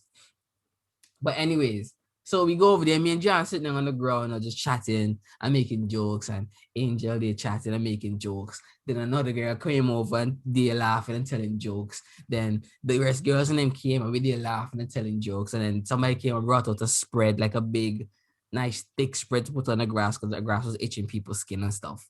And we sitting on the line on these girls and laughing. And the man them just turn up and watch how we. Buzz, yo, me and Timma, right? Like, I was like head to head. So like the top of Timma's head, right? Face like touching the top of my head, right? To our lip on our back, and all the yelling them in between, like from the sides, just in between our arms and shit, bro. I was like, yo, how the hell did this happen, bro? Like we weren't wanted here, and we got all the girls right here with us. And all we were doing, dog, we just vibing and just chatting and enjoying. Like no agenda, no nothing. We just vibing. Schooling. I feel that's it. But you're more relaxed, like, and you'll have a lot of questions because I bet everybody was like, who are these niggas? Like, yeah, and then we just full up our bags with drinks and then we left. We had to walk home now. Actually, did we walk home? No, your mom did give us. No, I'm pretty sure you may have the gal mirror that day about. You think so? No, I don't think so. Didn't. You didn't. Yeah, I didn't. I got the gal mirror in like the second year college. Because we dead ass walked. Yeah. Wow. We walked to Piers. Now, so real quick, how was y'all day? Oh no, not day. How was y'all week? Yes, I had a wonderful week. I didn't have school. I just had work, so I spent a lot of time doing that thing I said I'd like to do earlier. Praise Jesus. Sleeping. Hey. So it was a blessed week. You know, tomorrow's supposed to be a nice day. Looking to go out, so I'm all positive this week. You and the missus going out? Yes, sir. Hey. Yes, sir. So that's my week. Stay safe. So, don't know me smile. Yeah, I'm a good man. I don't know about Jaron though, because ladies and gentlemen, we're pleased. No, we're not pleased. We apologize to inform. That's what you said. How do you professionally prepare an audience for bad news? Bad news. We are. Jaron has saddened to inform you that our fellow host, Jaron Tomlinson, this past week has come down with coronavirus. It's so sad. It's so sad, guys. Because nobody saw it coming. It just came. Nobody saw it coming. Not even Jaron. It just crept on up. It just crept up. Just out of nowhere. He was like, I don't even know where I got it from. I'm like, damn. I'm like, what you did? He's like, I went to a wedding. I'm like, nigga, you know exactly how you got it then. He's going to weddings and pandemics. Imagine all that cake that they bro. Like other boy. all that contact, all them people. Suppose the caterer had corona. Bro. You know what's crazy? That's genocide. Oh my God. I honestly think that might be the case. Because bro, I was wearing my mask for like the entire time. And the table I was sitting with was with the people that I was with all the time. But bro, I really just don't understand how the hell I got put your hand in your face or something. Somebody is that one doorknob as you're leaving? Yeah, one doorknob or one. I don't think you can easily catch corona over food. Simply because food be served hot. Yeah. And so it not gonna survive on the food for no time. Especially once it's hot. So I don't want to say that is the possibility. Probably somebody at the table. He could up on the plate. That's true too. Yeah, that's kind of true. Bro, that's the thing, bro. We can't see the shit. We don't know where it's coming from. We just know it's present. No, we know it could be present. And we just have to act as if it's there. Bro, but like I know I've been doing a lot of shit that like I'm like all the careful and not going around people. I'm still doing a lot of other reckless shit on my own. Like I come home and I'm like, no, I will like when I do delivery and stuff, I will come in the car and I'm like, yeah, on my phone, and I'm like, I did not even put on hand sanitizer, and I don't touch up the phone, and I don't scratch my nose, and I'm like, bro, this shit in my face now. Man, you live this like phone, dangerous. This phone gonna be in my thing. And sometimes, right, like sometimes, bro, I be like, yo, I'm gonna touch this, but I'm gonna touch this shit with my nose for absolutely no reason, bro. Like I be typing, I'm like, yo, I'm just like typing with my nose. So I kind of see how I got it. Like I can understand how I got it, but like I just. But I think you don't know who else had it. Like, so you did a test or anything to know you have it, or you just diagnosed yourself because it's kind of I did a test, bro. No, okay. even if, bro, because like I was driving, right? Like I was driving back because it was in North Carolina. I live in PA, so now I'm driving back, right? And I'm on the highway. I'm going to Virginia, and I'm doing like 88, right? And then my hands just start getting clammy, bro. Like my joints just start hurting. And I'm like just trying to speed through because I'm dodging cars. I'm like, that's easy. You just have to turn off the heat on the steering wheel. You think our vehicles have that? I think we're all as fortunate to have, modern day SUVs like you, Timon. I'm gonna be real. I was driving a 2019. Well, there you go. Well, I can't defend it. Speak for yourself. I'm trying to defend you, Jaron. I'm trying to defend you, and the boy come clarify. No, but like bro, and I had like, yo, it was just terrible. It was just terrible, man. Like I'm speeding through, my hands start getting clammy, then I started like getting the shakes and shit. I'm like, yo, what the fuck is happening, bro? But I still made a stop. I still made a food stop. I had to go to Nando's, and bro, after I got my Nando's and shit, bro, I witnessed some Nando's? Shit. You stay hyping about Nando's, and I still stay hearing it from Giant. I don't even know exactly what they be selling. What is it It's chicken sandwiches, bro. They sell chicken sandwiches. I thought it was like it's not fried. It's grilled chicken. And like when you go make sure you get the halloumi cheese and you get your grilled pineapple on your sandwich, bro. And that shit is so good, bro. With that peri sauce, bro. They give you that extra peri, bro. Yeah, I'm kind of okay. Yeah, so it's kind of sound appealing. Yeah, so but like, listen, bro. I just got my Nando's, bro. My shit warm, and I'm walking through the parking lot because I'm like the Nando's is in Virginia, and I live in PA. So now I'm walking through the parking lot. I make it to the car, and I see this dude like he dragging this girl, and she was under the influence of something. I don't know if she was drunk, if she was high or whatever, but like he was really dragging her. He looked like he was fed up with her shit or whatever. I can't really tell too much. I'm just watching. I'm just observing. Over there, frig up that sandwich. Bro, my sandwich was still warm, bro. And my fries were still warm. I'm like, yo, like, do I stop this? Like, figure out what's going on, or do I eat my sandwich? I'm like, you know what? I'm gonna eat my sandwich and then I'm gonna go save her right after. Bro, by the time I finish the sandwich, ain't no time to save her. I regret it. I regret it. Like my Rona got worse after that too. So how you feel right now? Right now, or what has been like the journey of your feeling as far as it's related to Rona? I feel significantly better, bro. I feel like way better because before I didn't have any taste, and now I can taste shit, bro. You know how terrible it is to brush your teeth and you can't taste the mints in your mouth. Crazy. I cannot imagine what it's like not tasting the toothpaste. You know what's funny? Because like toothpaste is always so strong. I heard people say that like when they go through Corona and they can't taste anything, one way that they can regain their taste is by eating shit. That's a fun fake fact. Pardon? This is why we don't take it away, you know. Another thing, bro, like even water, bro, didn't taste right. Like, you know how you have to stay hydrated, bro. You know, it's hard to stay hydrated if water tastes like nothing. It tastes like a look. It tastes like sickness. You know, when you have a cold, right? And like you spit that shit up, like you spit that shit up, bro. Like the cold tastes like that, the water tastes like that shit going down. It was just terrible, bro. But aside from, like, I feel good now. I started working back out and shit, and I've been wearing my hoodie, just, you know, sweating, trying to see if I can sweat this shit out of my body. So nobody else that y'all were with at the wedding has? Everybody.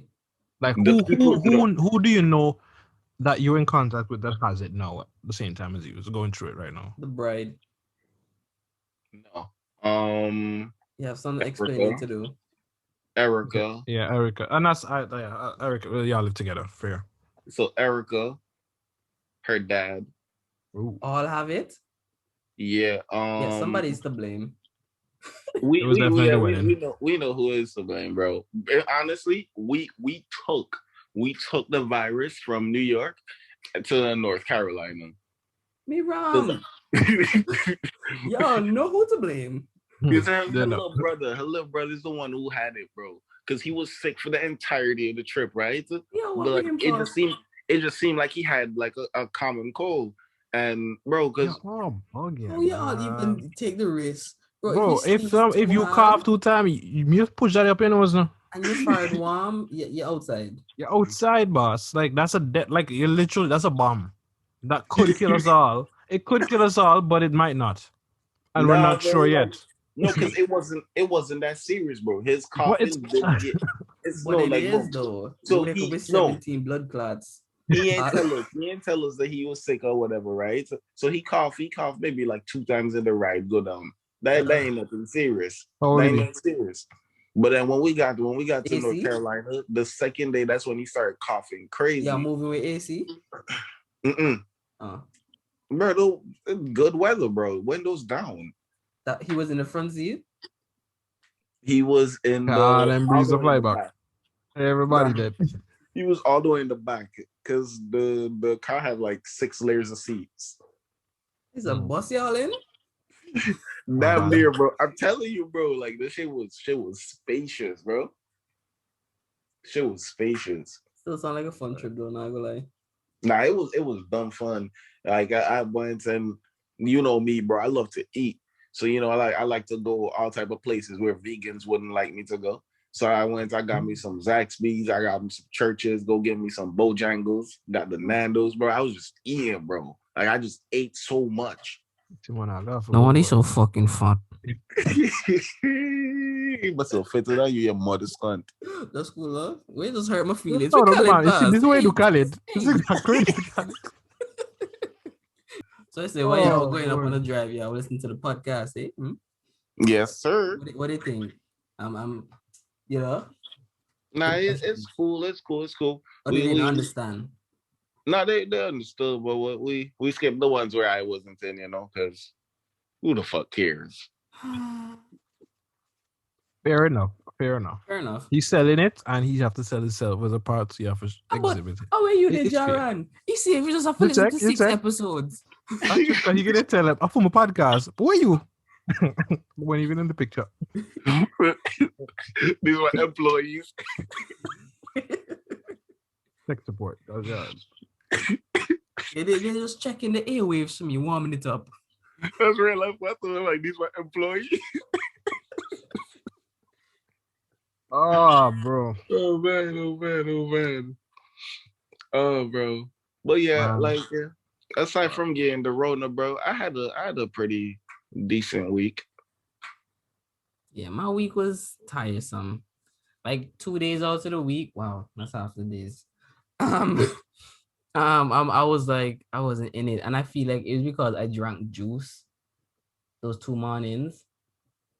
instead of just drinking water. Because like since my flask broke, I haven't been drinking tea in the morning. And the thing is now, I could just order the new flask and they come like the next day. I was going to suggest, but I just like, man, that's too much work. Oh, you see? So I wake up every, I wake up every day like, man, I wish I had a flask, boy. Hold on, one last thing, bro, is right. Like we were in contact with Erica's grandpa, and this man's 80 years old, bro. Fit old man, bro. Like this old man is fit, bro. This man is 80 years old. He walked upright. He walked his daughter down the aisle because Wait, he work at Rebound? He work at Rebound? I don't know how to answer that. I don't know what you just asked. That sound like my boss. That's like my boss. Okay, no, he black. Okay, so no, for real, bro. Like, and I just hope that we didn't like spread this shit to him, because like, I mean, you would have known by now. How would I know? Because he would have it. You would have it. He would have been a hostile for his lungs. How would I know that? Because the news would have come to you. The news wouldn't. Erica not connected to her family. Okay, but how? No, she only sees her family on weddings. Oh, fair enough. Okay, but like, even if that happened, why you think I would know? Because Erica would know. Man, why you think that means I would know? So Erica now gonna tell you that her grandfather. Stop! You falling for his tricks. You're falling for his tricks. No, I just want to say it. Oh, no, because the listeners are also here too. You know what? So I'm speaking on their behalf. That is true. Let me stop going where I was going to go. Never mind. I have to expose him in front of them so they understand. The levels of tomfoolery the levels he be doing. But we have to sell ourselves. Everybody needs to know what the character is that everyone plays and who Jaron plays and who Timon is. So we have to make sure Jaron exhibits it properly, presents it to the crowd, to the audience. Yeah. My God, ain't gonna know that I'm bad. You're gonna harass. Yeah, but my week. So I think I was drinking like juice for those 2 mornings because like I was drinking water. I'm just like, man, I want something to spice up my mornings. So I said a little sugar. Boy, flex by John, and then I was like, just cool. And then I got to work and I was like, I don't want to be here now. And the thing that kind of also put me on the whole, I'm not even in the mood because I had to correct mistakes that I made. And who really want to do the same thing is just slave that, you know what I mean? Nobody. So I had to like cut and grind and then reset and do some stuff. And I was just slowly working on them for the last 2 days. And then when he got to Wednesday, I was like, bro, I don't want to keep working on this any longer. Get it over with. So I started working. And then Thursday I was working. And then I came in Friday and I realized, shit, I made a mistake. So I had to cut off half of some of the stuff and then re-weld them. So I was really stalling for that. When I came in this morning, right, when I went into work, my boss took the liberty to shove this piece of steel through this hole on this trampoline and then left a note saying I had to put oil on it to get it in. That thing, I was supposed to fix it because it was not in any way aligned. And this man got it through. So now I couldn't. He had to pong that thing in with a hammer, bro. Because I was there sweating to try to pull it out. And I'm hitting it from the other end and then I can't go anywhere because now it's in a long piece of tube. And I had to cut the whole thing off just to get it out. I'm just like, why, man? Why? You need to fight. You need to fight. You could have just left a note saying this is what I want to do. I left there the Thursday saying, all right, let me cut out this little piece and tomorrow when I come, I will cut out another piece. This man took the liberty and said, why would you use this channel? Why didn't you just use this pipe? The boy did some shit together. I know I had to go and fix it. And the thing is, I was going to do the exact same thing, but I had some steps I had to do before I got there. This man just did some shit. And I got there now and I saw it and this is me. And then I started working at 7:30 or 7 o'clock because I just needed to take it in. Just observing, like, okay. I just need to like I look accept at the reality. I talk it a little. I'm like, why would he? And it's like, nah, I feel, bro, I do that shit all the time with Ian and the dishes. Because this nigga don't do dishes. Or, like, I wake up and I'm like, all right, I'm gonna wash my can left out. I walk up, the whole kitchen dirty, and I'm like, bro. I just have to stand and watch it for like a bit before me even start. So Bro, I used to hate that shit too because it's just like, I know, bro, I have a plate in here that was in here since morning. The only dish in the house I touched all day. If I go out there and see a sink, who's supposed to wash that? Me? Because I'm the last person to put something in it. I will keep this in here for a week. Yeah, just never pass out there. Never eat again. And it's not that I'm trying to be bad-minded, you know. I was like, if this dish is to wash, I'll wash, but it has to be an appropriate amount. If there's mad dishes, bro, who's slaving? That's not me.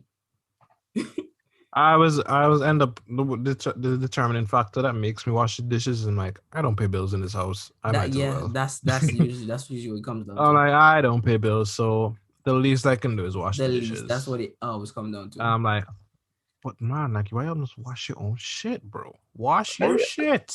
It's never a problem for me to do dishes. I just never been scared of doing dishes. But it's just you and Erica. It's not that I'm scared now, because like whenever I'm about to start washing, I have to pack and stack everything up neatly so I can actually see what I'm working with. And sometimes it's not a lot. It's just always tossed into the sink. Yeah. I feel that. So you have to undo it so you can get it's like clear in your mind while you physically organize the shit. Mm-hmm. And the same thing with the dish rack too. I need to make sure all the dishes out, because when I wash dishes, I watch them strategically to how I'm going to pack the rack. Nah, I pack that bitch. You know, I need to start doing that, bro, because sometimes I be washing the dishes and I don't clear up the dish rack. So I get you. Halfway through, like I already washed all the dishes. I just leave it in the sink. I'm like, somebody will have to wash it again. Because I get what you mean, because like if that shit full, I wash out enough to fill it. No, I wash everything and then I transfer over to the dish rack. But then if the dish rack's full before I get everything in, I just leave everything else in the sink, and then whatever in the sink, I'm going to put dirty things on top of it. So you won't have to wash this again. Most times it's still me. I don't know why the fuck I do this. You play yourself. What's up? He not gonna be the one that ever come back. I'm gonna give work to do, haha, and then you come back and do work. Like, damn it. Did it to myself. Just before we end things though, like, why do you think people who are trans or whatever, they keep it, like, they're dishonest with it, like they don't feel like they're obligated to tell you that they made the change? Because like I would see some really good looking people, and then I look at them real close. I'm just like, oh, that's a man. Yeah. Oh, okay. You mean like why they would keep it a secret even while you're talking to them? Mm-hmm. I honestly get why, because like, but I don't get why they think it's.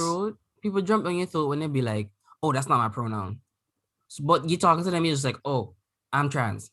Like, why they don't say it like that? Like, why it's not the first, like, "Oh, hi, my name is whatever." It's from the same standpoint where I get you. Like, they're so iffy about the whole thing. I mean, I think you're describing two different sets of people. I am. I think pronouns and trans. I feel like No, I get that. It's the same group of people, but like I feel like the way they are, like I feel like the trans person that would jump down your throat, because you didn't know, or you use the wrong pronoun. I don't think that's the same trans person that's gonna hide it from you. You know, I don't know. I feel like it all depends on the situation. Like if you tell me from the start, I can be like, oh, and then I can be like, oh, cool, you're honest, whatever. Person as friends, right? But then if I have to go through all of this whole deception, like I didn't know, and then now I find out, and you'd be like, oh, you just won't leave, blah blah blah.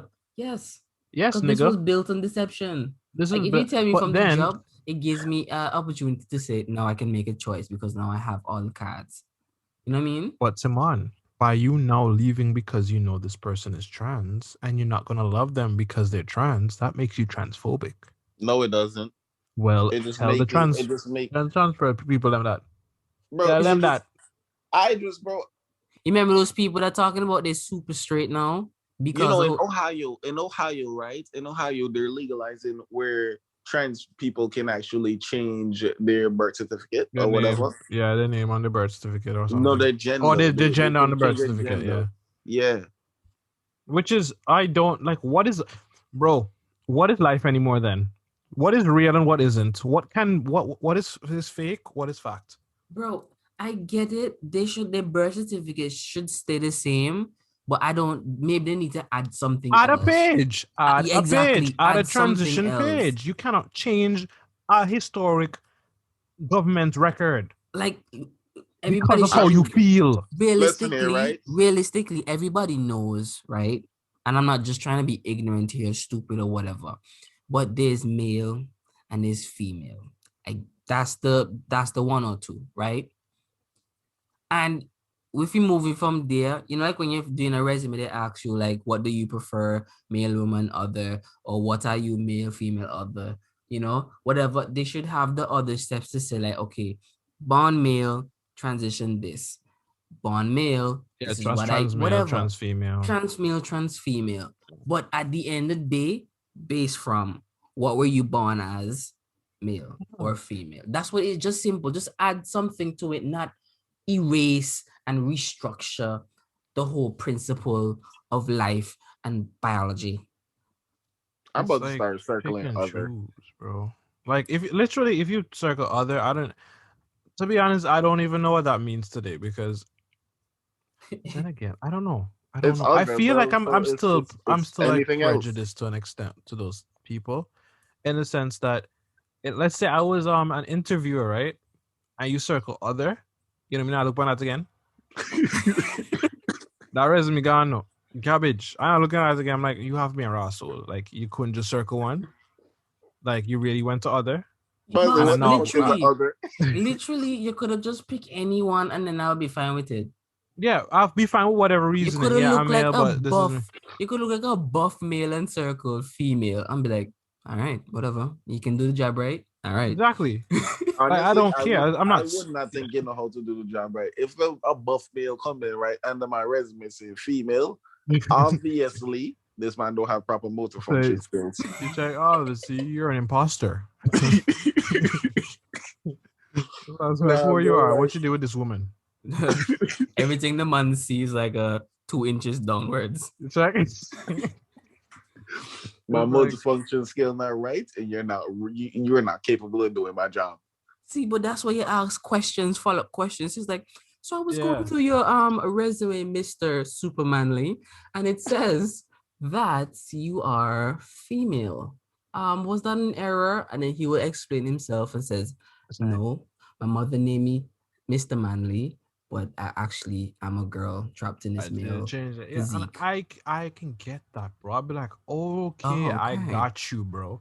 And then, me, you can talk about that, like, bro, just be a human being. You are a woman trapped in a male physique with some 6-inch muscles.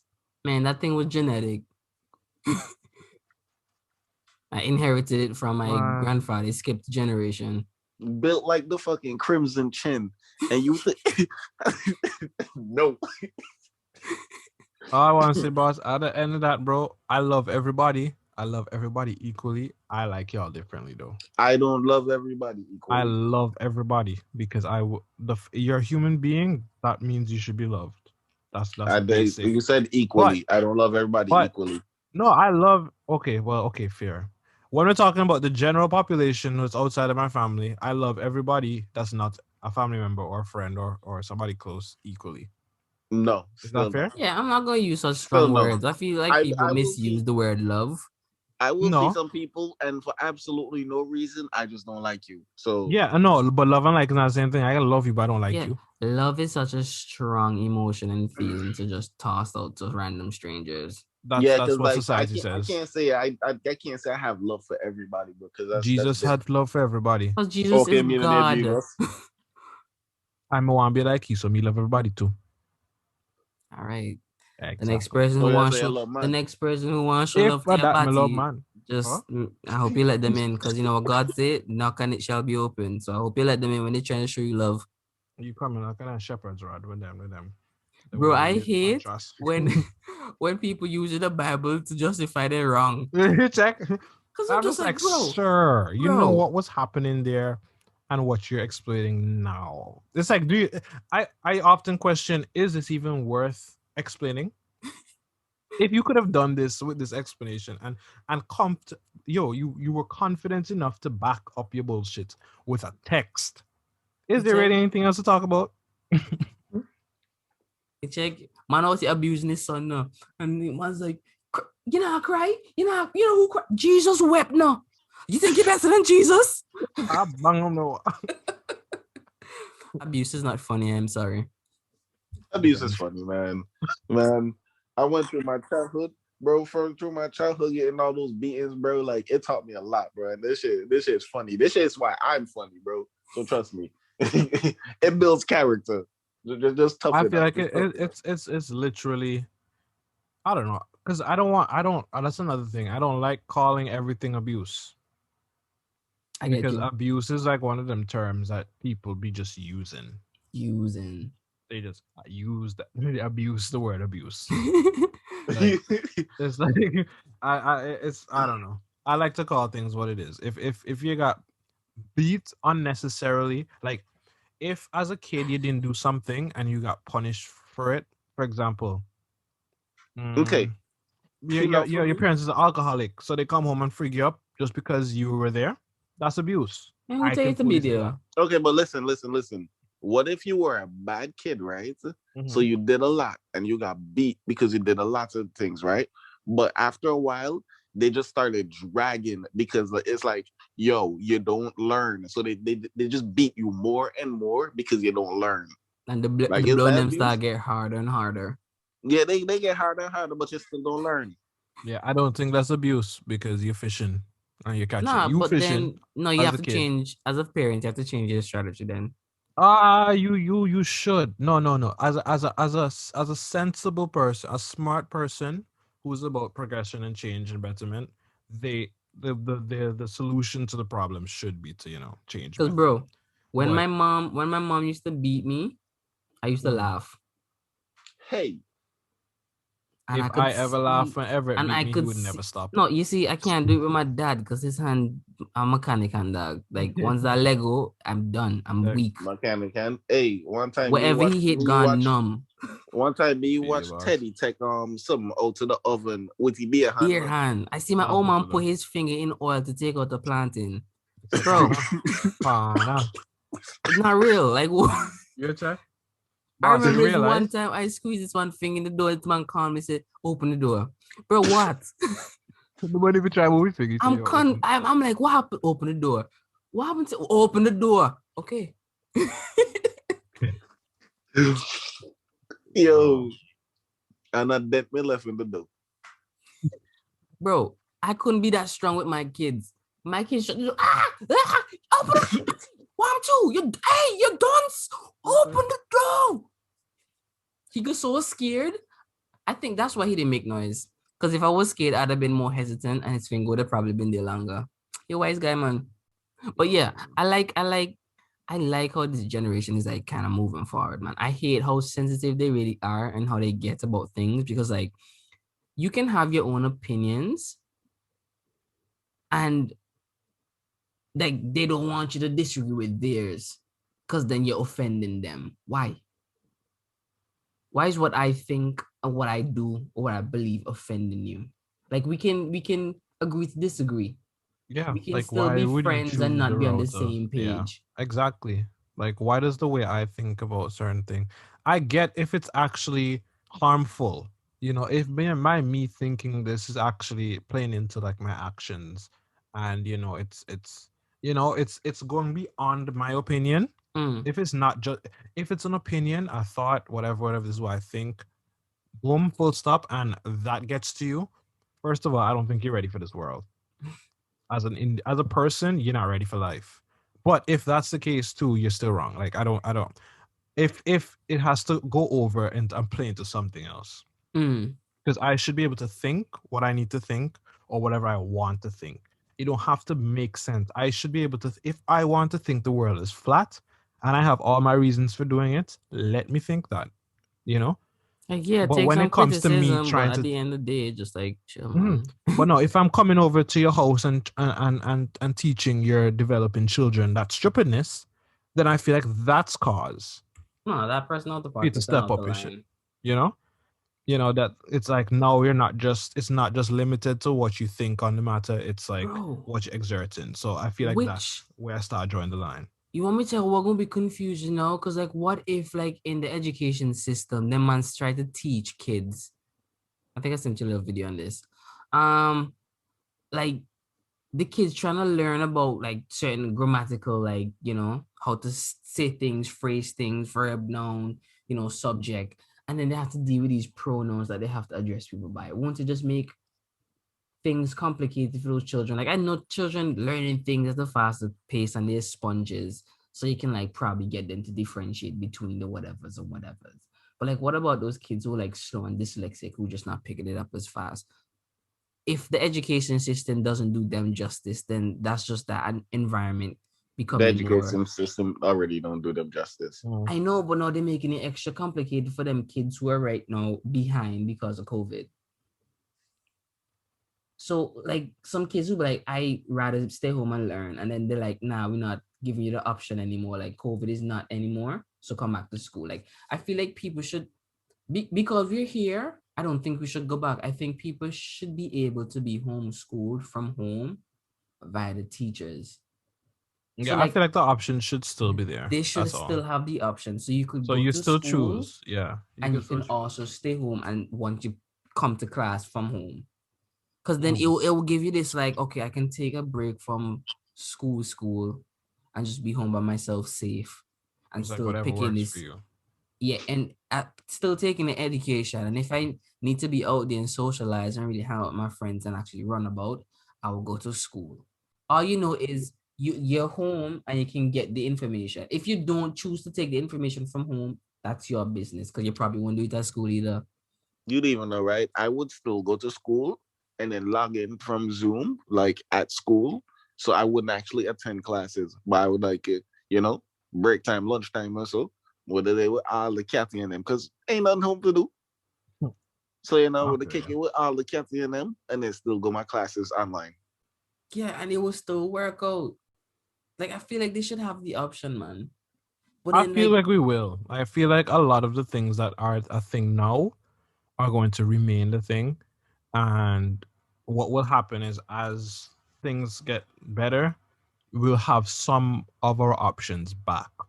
like, you think Like school even fees your are whole gonna go idea of down? traveling and shit, I feel like it's not until there's some sort of constant standard across the board where anywhere you go, this is what we do everywhere. Until then, I don't really see myself like going about and being I'm not going to try and get back to life as normal until life in general attains some kind of normal, Bro, because nothing anywhere is normal. It's everything currently is in a state where it's like we don't know if this is what we're going to be doing a month from now, but where we just y'all kind of see see where we're where going. y'all see Antigua without this tourism industry? Like where y'all I really don't think see happening? Antigua without it, period. It's not Bro, going nowhere. We too this dependent on it. bro, yes, we are dependent on it, but with this whole pandemic and everything, right? With there's money not go to towards not so. That's so we just waiting, boss. You know, just wait. We have to wait. I know there's another Caribbean country who depends on I don't remember which one it was. I think it's Grenada. They depend on tourism, but it's not their only source of income if it fails. Oh, because they got mad resources though. Yeah, they have the land that they really live off of. Yeah. And they have all the goods and all the markets and people selling. So if I need a chicken, I know a lady down the road selling chicken because she have a farm. If I need okra, I know a woman who's selling okra and potato I can get. So they don't need to go overseas to pick up all their goods because they can do it in-house. And in my head, I'm just like, they don't even have a Caribbean network to properly make use of all the resources we have here.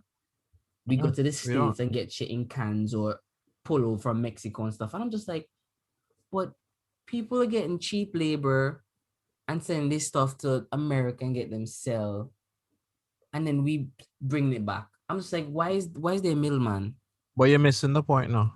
It's not per se that we are doing that because We just want to overlook the resources we have. It's given the resources we have, like all the farmers and stuff, whatever, all that they produce, it's still not enough to sustain us. And that not only comes from like just general our resources, whatever, but a lot of people who get up and say, oh, we don't do this, we don't do that, are the same peoples that if they had the opportunity, they wouldn't want to do it for themselves either. No, I get it. Get it. But I feel like if Jaron have a farm and he produces like 100 potatoes, but we need 5,000 to feed Antigua regular, right? Take his 500 potatoes first. They do that though. Nah, not really, because farmers waste food when they go to the markets and stuff, and they can't. That's because they're trying to sell it independently.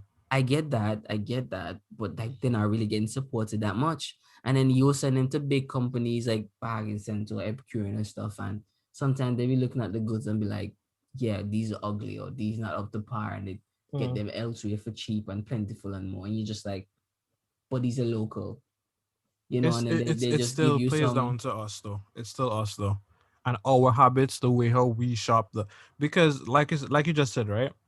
It's Bargain Center. No, sorry, Epicurean have sweet potato selling.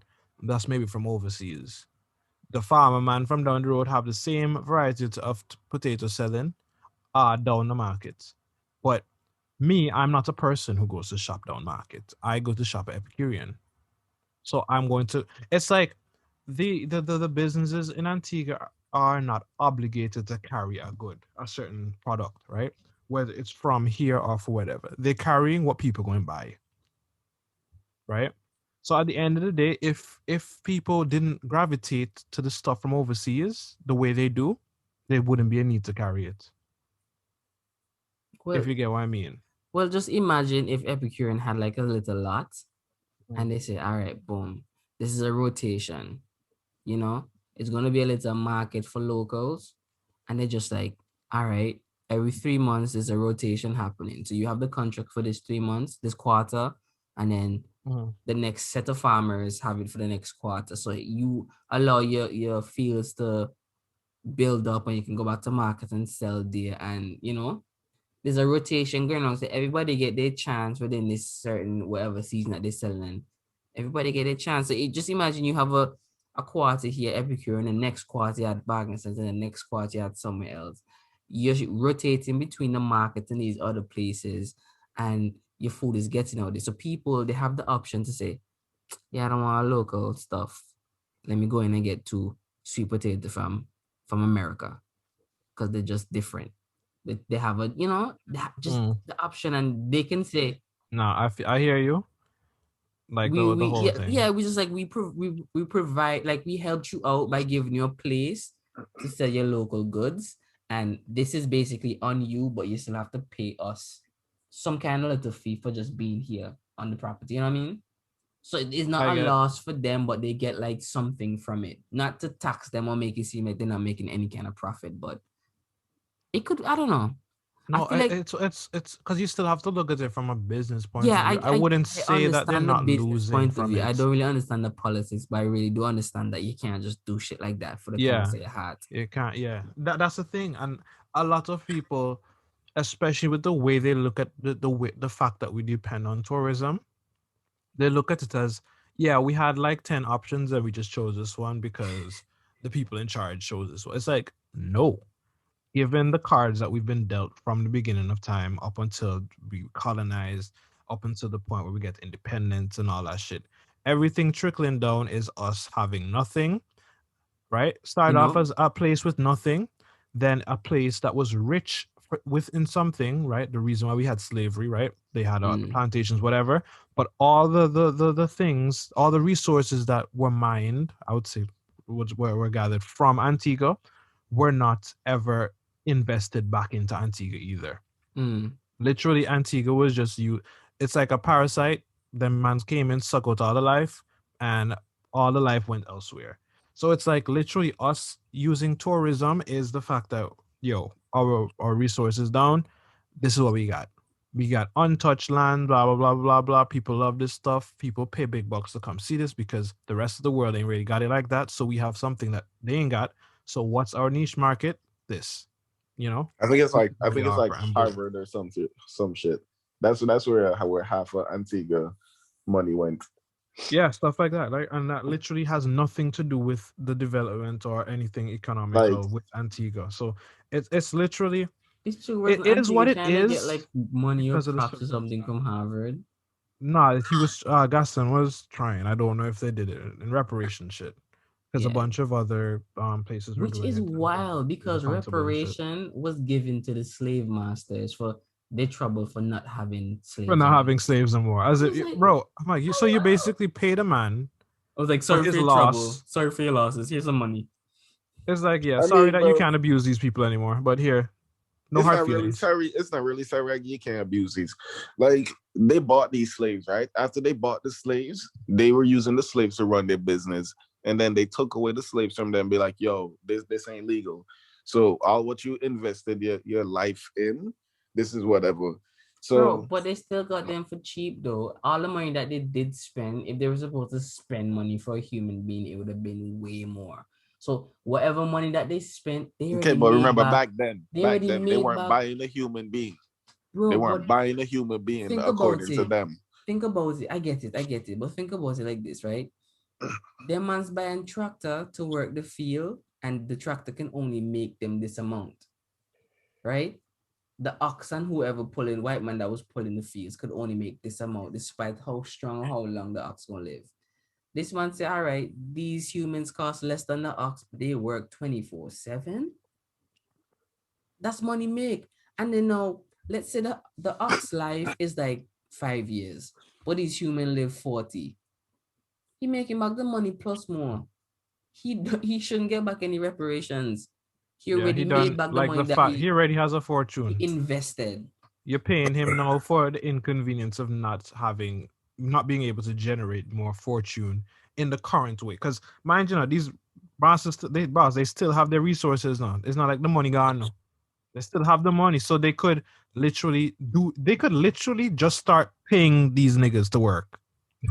Bro, they could. Like, bro, there's like options here. It's like, hey, They this is had the just money and illegal the now. infrastructure, and they could be like, all right, now that we already set things in motion, how about we start treating you all like human beings and start giving you all a quarter a day? You know, The like man's, there was options, bro. there And were yeah, options. The man's like, nah, let's just, nah. like, and Bro, that's why literally everything we have just got sent out, and you know, we just always got the bad side of the stick, and because we weren't the ones getting rich in the beginning, we got rich.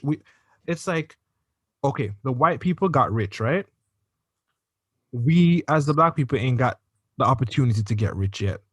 So until we can get with some of them white people that have the money, which is all investors in general, that's the only route to getting rich. We need to connect to the people who have the money. And that's why we're always so quick to sell out, because if we don't sell out, who the hell else is going to give us where the hell else are we going to get the money from? It's not like we printing our own money. Remember that time China tried to like put a gun factory in Antigua? Yeah. And they were like, yeah, no. Everybody was like, no. See, everybody would have, but then for literally on the business side of things, that would have been a good idea. Yeah, I would have 6 guns. No, that don't mean that you would have that actual mean guns. Bro, I would The work restrictions and rules are still in place. I would work in that factory and I would scratch off number like barcodes from the jump. I'm sure there's ways around this. Before the part with the serial number even get put into the conveyor belt, I scratch it off. So by the time you roll through, there's a gun somewhere in that pile with no number. I 6 guns, I promise you, on my bed. Sometimes they go off accidentally. I have them.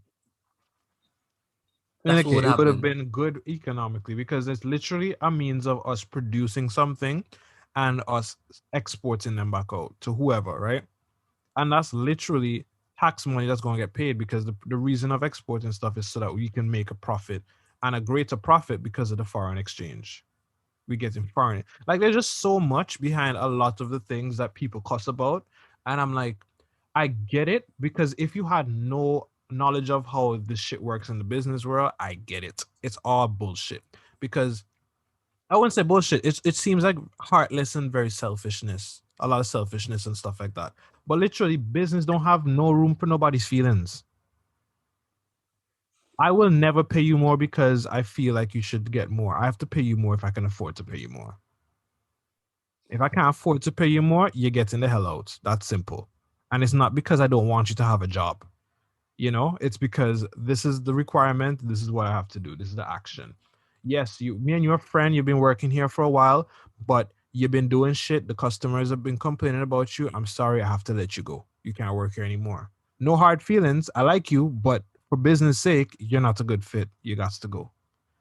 Them this and then that and then bad minded or whatever, you know, but you're not seeing the bigger picture behind like the shit. You know, everything is personal in the eyes of, you know, people who are not involved in that life. And that's why a lot of times, like, even me, like, hearing about the steps and stuff that Auntie could be doing, I really don't be getting mad at it because I literally see the business aspect of it and how it's a good idea. What I might get mad at is how it's implemented and if it's a failure because of the things they lack in the execution. I be getting worked up because I never know the full story. And to be honest, I don't follow the full politics. So I'm just always informed. So the information that I always come across, I'm just like, that don't make no sense. Logical, smart, educated people be doing some dumb shit like this. Like what? And then when I finally hear the true story, I'm just like, oh, shut up, boy. Yeah, that's not. I don't be jumping in. But nah, I don't. I be doing the same shit over and over. Like you come and tell me, you know, gas and burn down a building, and not let you would like when you tell me the full story as to why the building got burnt down and why people are blaming Gaston for it. I'd be like, that makes sense. But I would always fall for the first one. Yeah. I feel that's human nature though, because I feel like we have to put an effort into getting more, because we already have a reaction before we get the full story. Facts. We have all we hear is like boss. Sometimes you think you know where the story going, and you already have your reaction. You didn't even hear it for sure yet. That's like me when I I'm feel reading. like that's just human nature. That's like me when I'm reading, bro. Like I read like a couple things and I just assume the rest. It's like, yeah, it was just falling down. Oh, I was like, oh no, you just slipped on the stairs. Man, open the book and read the first page, the first sentence in the first page, and the last sentence in the first page. I was just like, yep, I got the gist of this. Like, I get it. It wasn't bad. Not too shabby. Great book. What time did we start recording this? Because I think it's like 10 something, guys. Bro, you know what's crazy? People gonna cuss. You know what's crazy, bro? Like right now, like I'm completely congested. Like I was trying to tell y'all niggas like, yo, I think it's about time for me to go sleep because I can't fucking breathe. Bro, I'm over here. I'm over here mouth breathing. Yeah. Oh, you do? Yeah. Bro, you put yourself in a fucked up situation, boy. I didn't know you had asthma. I've never seen you even wheeze before. Because I had one attack back in ever back in primary school, and ever since then never again. So I was like, okay, I guess not. Well, I don't know. I was gonna tell you go like put some water up your nose, salt water up your nose. Nah, you have something chest rub or some shit. Then I was gonna tell you to get some Vicks. Some Buckleys. But I hear there's like a trick that you can do to like clear your nostrils. It's like at the back of your ear, you have to like press and rub to your just throat while keeping your head tilted backwards. Yeah, I don't know how true that is. I never tried it though, but I don't know how true it is. The canals of your nose or something kind of run intertwined with the ear or whatever. Kind of like when you rub Vicks between your, like behind your ear or something, you can feel it in your sinuses or whatever. Yeah. Yeah, because like they connected somehow, so it helps like relieve some of the pressure that's in your nostrils. Oh, okay. And then like by holding your nose, you're telling your brain to like, yeah, whatever's in your nose, I need to unclog it, and some shit happen. So the manual controls. Yeah, you're just like, oh, okay. Like, who the hell figured that shit out? Bro, who the hell figure out shit in general? Bro, it can't be trial and error. A lot of the like, somebody had like an instruction book. It's the aliens. Man.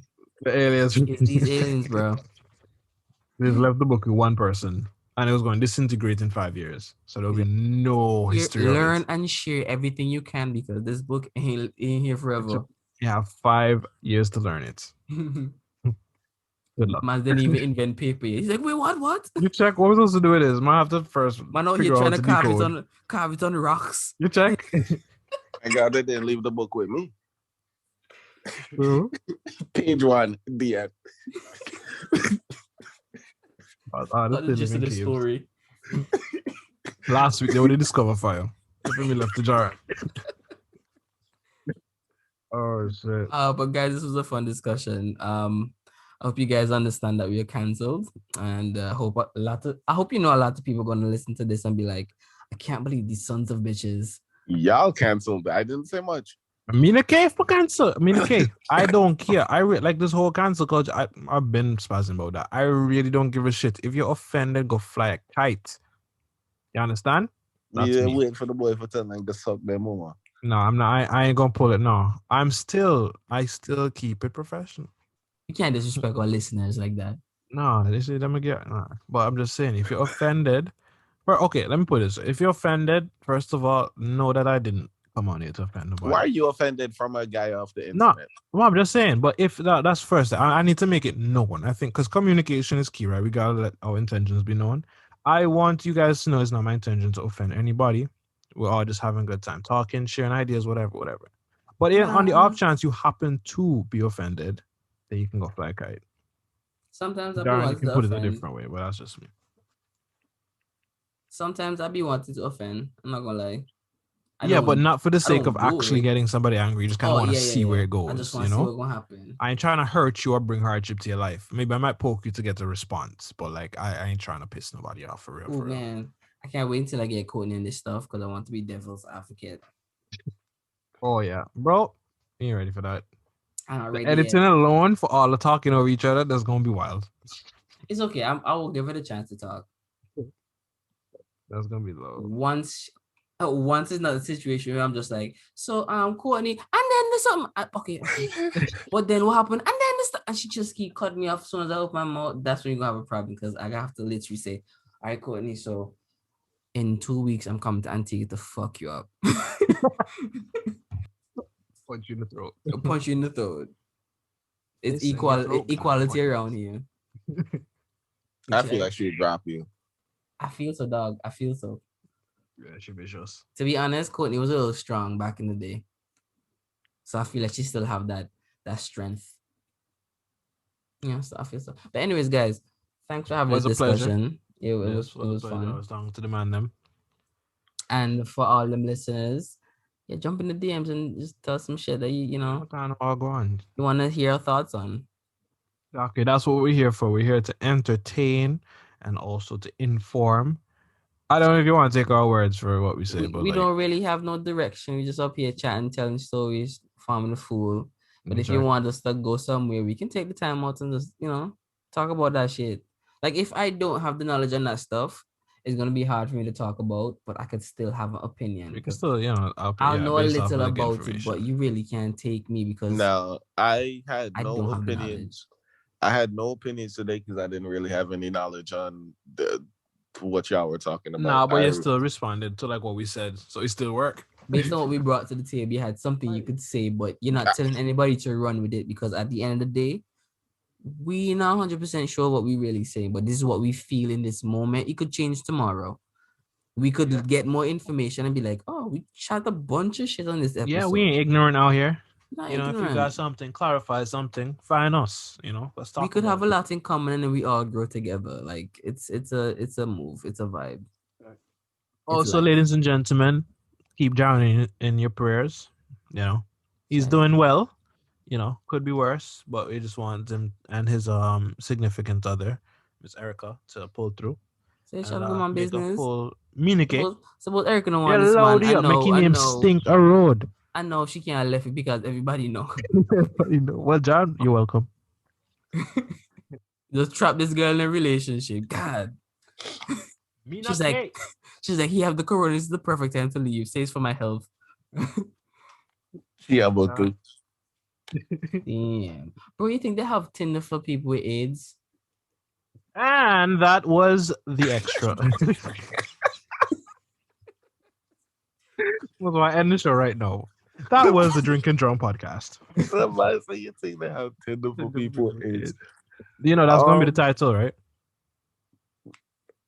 I thought the title was going to be trans something. Well, since you put that, I just want to throw everybody off. All right. Until the last second. Tinder for AIDS. When they hear that question. Is it just Tinder for AIDS? That's what it is. Apparently, I'm not trying to prolong this anymore, but apparently the AIDS medication. But apparently the AIDS medication lowers the amount of virus you have. So technically, a person with AIDS that's on medication can still have sex with a person who doesn't have it and have a family and kids born that don't have AIDS, and the husband doesn't contract it either. See? So in today's day and age, it's not a death sentence. It's literally something you can live with. People with AIDS, do they say, oh, girl, when do you tell your partner you don't have AIDS? Is it like, do you wait? Off rip. I feel like it's off rip. So, girl. Yeah, these are things you have to say off rip. Because if not, that's I'm just crime. Like, is it like, yeah, so, girl, you know, I'm feeling you and everything. I don't want to spend all my life with you. But I just wanted to let you know that I got AIDS. Plus, Simon, if you don't say off rip, and then you tell her like 2 years down the line, oh no, you can't. Then she can claim that you cheated on her. That's how you got it. I feel like that's the least of your concerns at that point. Yeah, that's the least of your concerns. You have AIDS, bro. Literally, after one sexual encounter with that person, you can literally go to prison for you have AIDS. You gave her AIDS, and then 2 years later, you let her know. And then she under the assumption that you you didn't give her. You didn't give her because you're on your medication. You're on. True. So you didn't give her, but then you telling her no 2 years later. Yeah, no, that's something I feel like you hear trans people. Sounds like a crime. The people with AIDS tell people from the jump. You all need to. It's not like a good way for her to take everything you got. Nah, you got to put it on the table and give her the option to accept it or not. If she can't accept it, let her go about her business. It has to be wild for people who really believe in love and marriage get into a relationship where they plan to like compromise themselves to make this relationship work, and then at the end of the day, they're just not good enough to keep it together. Like I know it's not a one person job to keep a relationship going, but like when a woman wants to go, you can't stop her. Mm-hmm. And that's like, just make sure I give no reason in the first place. Yeah, but what if you're doing your job and at one point she's just like, this guy doing the most, and she thinks either you don't deserve or she don't deserve you, and there's nothing you can do to stop it. Like she gone and she taking some of your shit if she that spiteful. You know what's real crazy, bro? It's like let's just say like you're not putting in 100%, but like you putting in let's say 75%, right? Like you invested 75% like of that's you, a lot, boy. But like she like these like they don't be investing that much of them. They honestly think that you're supposed to be happy that you're with them just because you're with them. It's funny. I was telling somebody this the other day. I'm just like, guys really work to get a woman's love, and then these bitches don't have any personality. Yeah, it's like when they say I love you, you're supposed to be like, yeah, I know, because I did all these things so you could love me. From the jump, I loved you, but you didn't do anything. That was just my attraction to you. I had to make you feel comfortable enough had to make love ourselves worth you, and then, like worth it for you. I'm trying to figure out like what is it that they're offering? And I know women offer a lot, right? But what exactly is it? Like for all the work that I put in to gain your love, what did you do to gain mine? A pretty face. I feel like that's generally a question that we need to ask ourselves, because I feel because a lot of people, if they did that, they wouldn't breed the type of people that they be breeding out here. No, because even when I think about it, I'm just like, what is it that I really offer? Like I know what I bring to the table. Yeah, I know how much I work to get you, but I don't know in sense what it is that I did. But I know I did a lot.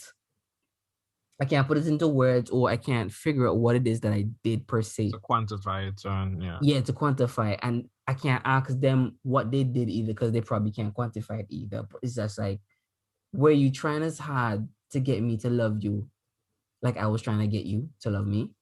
I can actually sit down and like say everything that I bring to a relationship and whatnot. Because like it also goes into the whole thing where girls are just like, I'm not gonna say it's everybody. If you're listening, I'm not saying this is everybody. I'm just generalizing. It's the honestly, I feel like it's the majority. Yeah, but it's just like also females, right? And I'm saying females because I don't want to about the woman or girl or misquote anybody. No. I hate they don't like. I hate they don't like getting called females. I saw a tweet today. Yeah, I was like, "Yo, I fuck up, boy." Yeah, but like, what's with it where people like to check boxes and say, "This is what I want from somebody." Like, I understand you have standards and you have goals and dreams and aspiration in the person that you want to love for the rest of your life, right? But then it comes down to a lot of people be like, I want you to be financially stable, but you're fucking 20 trying to figure out who you are. And you yourself you are not even financially stable, but you want somebody who's financially stable. You want somebody who has this kind of car, this house, this Benz, this life, but you don't have it. So what is this? Are you trying to be that person's crutch, or are you trying to be that person's load? Like, what is it's it? I don't know. You're not coming in for a 50-50. Let's figure it out. Let's work on it. Let's work on your shortcomings and let's work on my shortcomings and let's bring each other up. Like you're saying, this is my start point. You have to have these things. Like a lot of people, because of the opportunity, they already grew up where they're 19, they're making money, they're out here, have their own place and doing all kind of stuff. And other people, so in like their 30s, who barely getting by but don't have the things that some people have. And people look at that life and be like, I want the luxurious rich person so I can be safe, secure, and not have to worry about nothing. But why they want the easy, simple way? Because like when you work hard, water tastes better. Like I believe coming into a relationship, it's basically you come in with 25% of 100. Like that's the 25% is how much of you're bringing in, right? Mm-hmm. And how much of her, yeah, and you're meeting each other at 25%. That makes 50, right? Mm-hmm. The other 50 is not Timon, and the other 50 is not just Timon, or it's not just Jaron or just Erica. It's literally us. The other 50 we're building up. The 25% we're coming in with is who we are. Self. Yeah. I am a person who likes to do this. I'm a person who handles pressure this way, blah, blah, blah. And everything else that we building up from there on is to build us. Is whatever. It's like so the mixing of the day, we're not just 50, ingredients. You're bringing a 50% to the relationship. I'm bringing ingredients to the relationship, and by the end of it, or by the time we reach where we're supposed to have a cake. I get you. We're supposed to have a cake, and it's not just. Let's let Jaron go get some rest, bro. Yeah, that too. Oh wow, we kept talking again. Why we keep doing again, bro? Because I keep bringing up shit before we just end.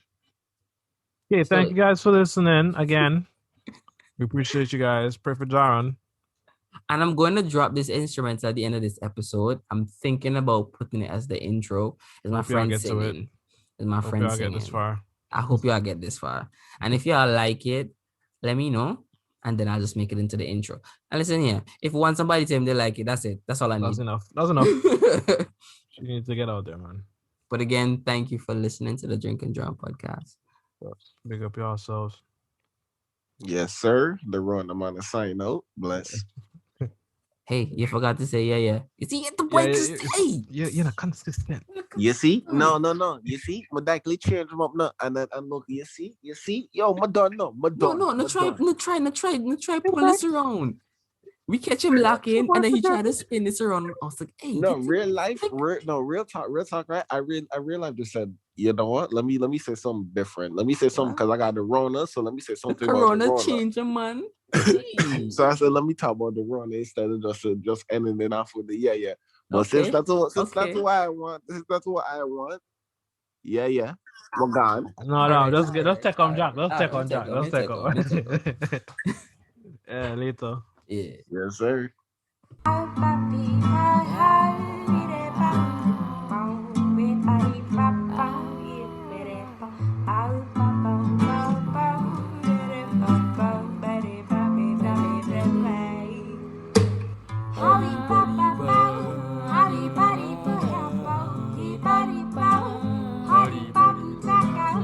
Darling, darling, darling, please stop.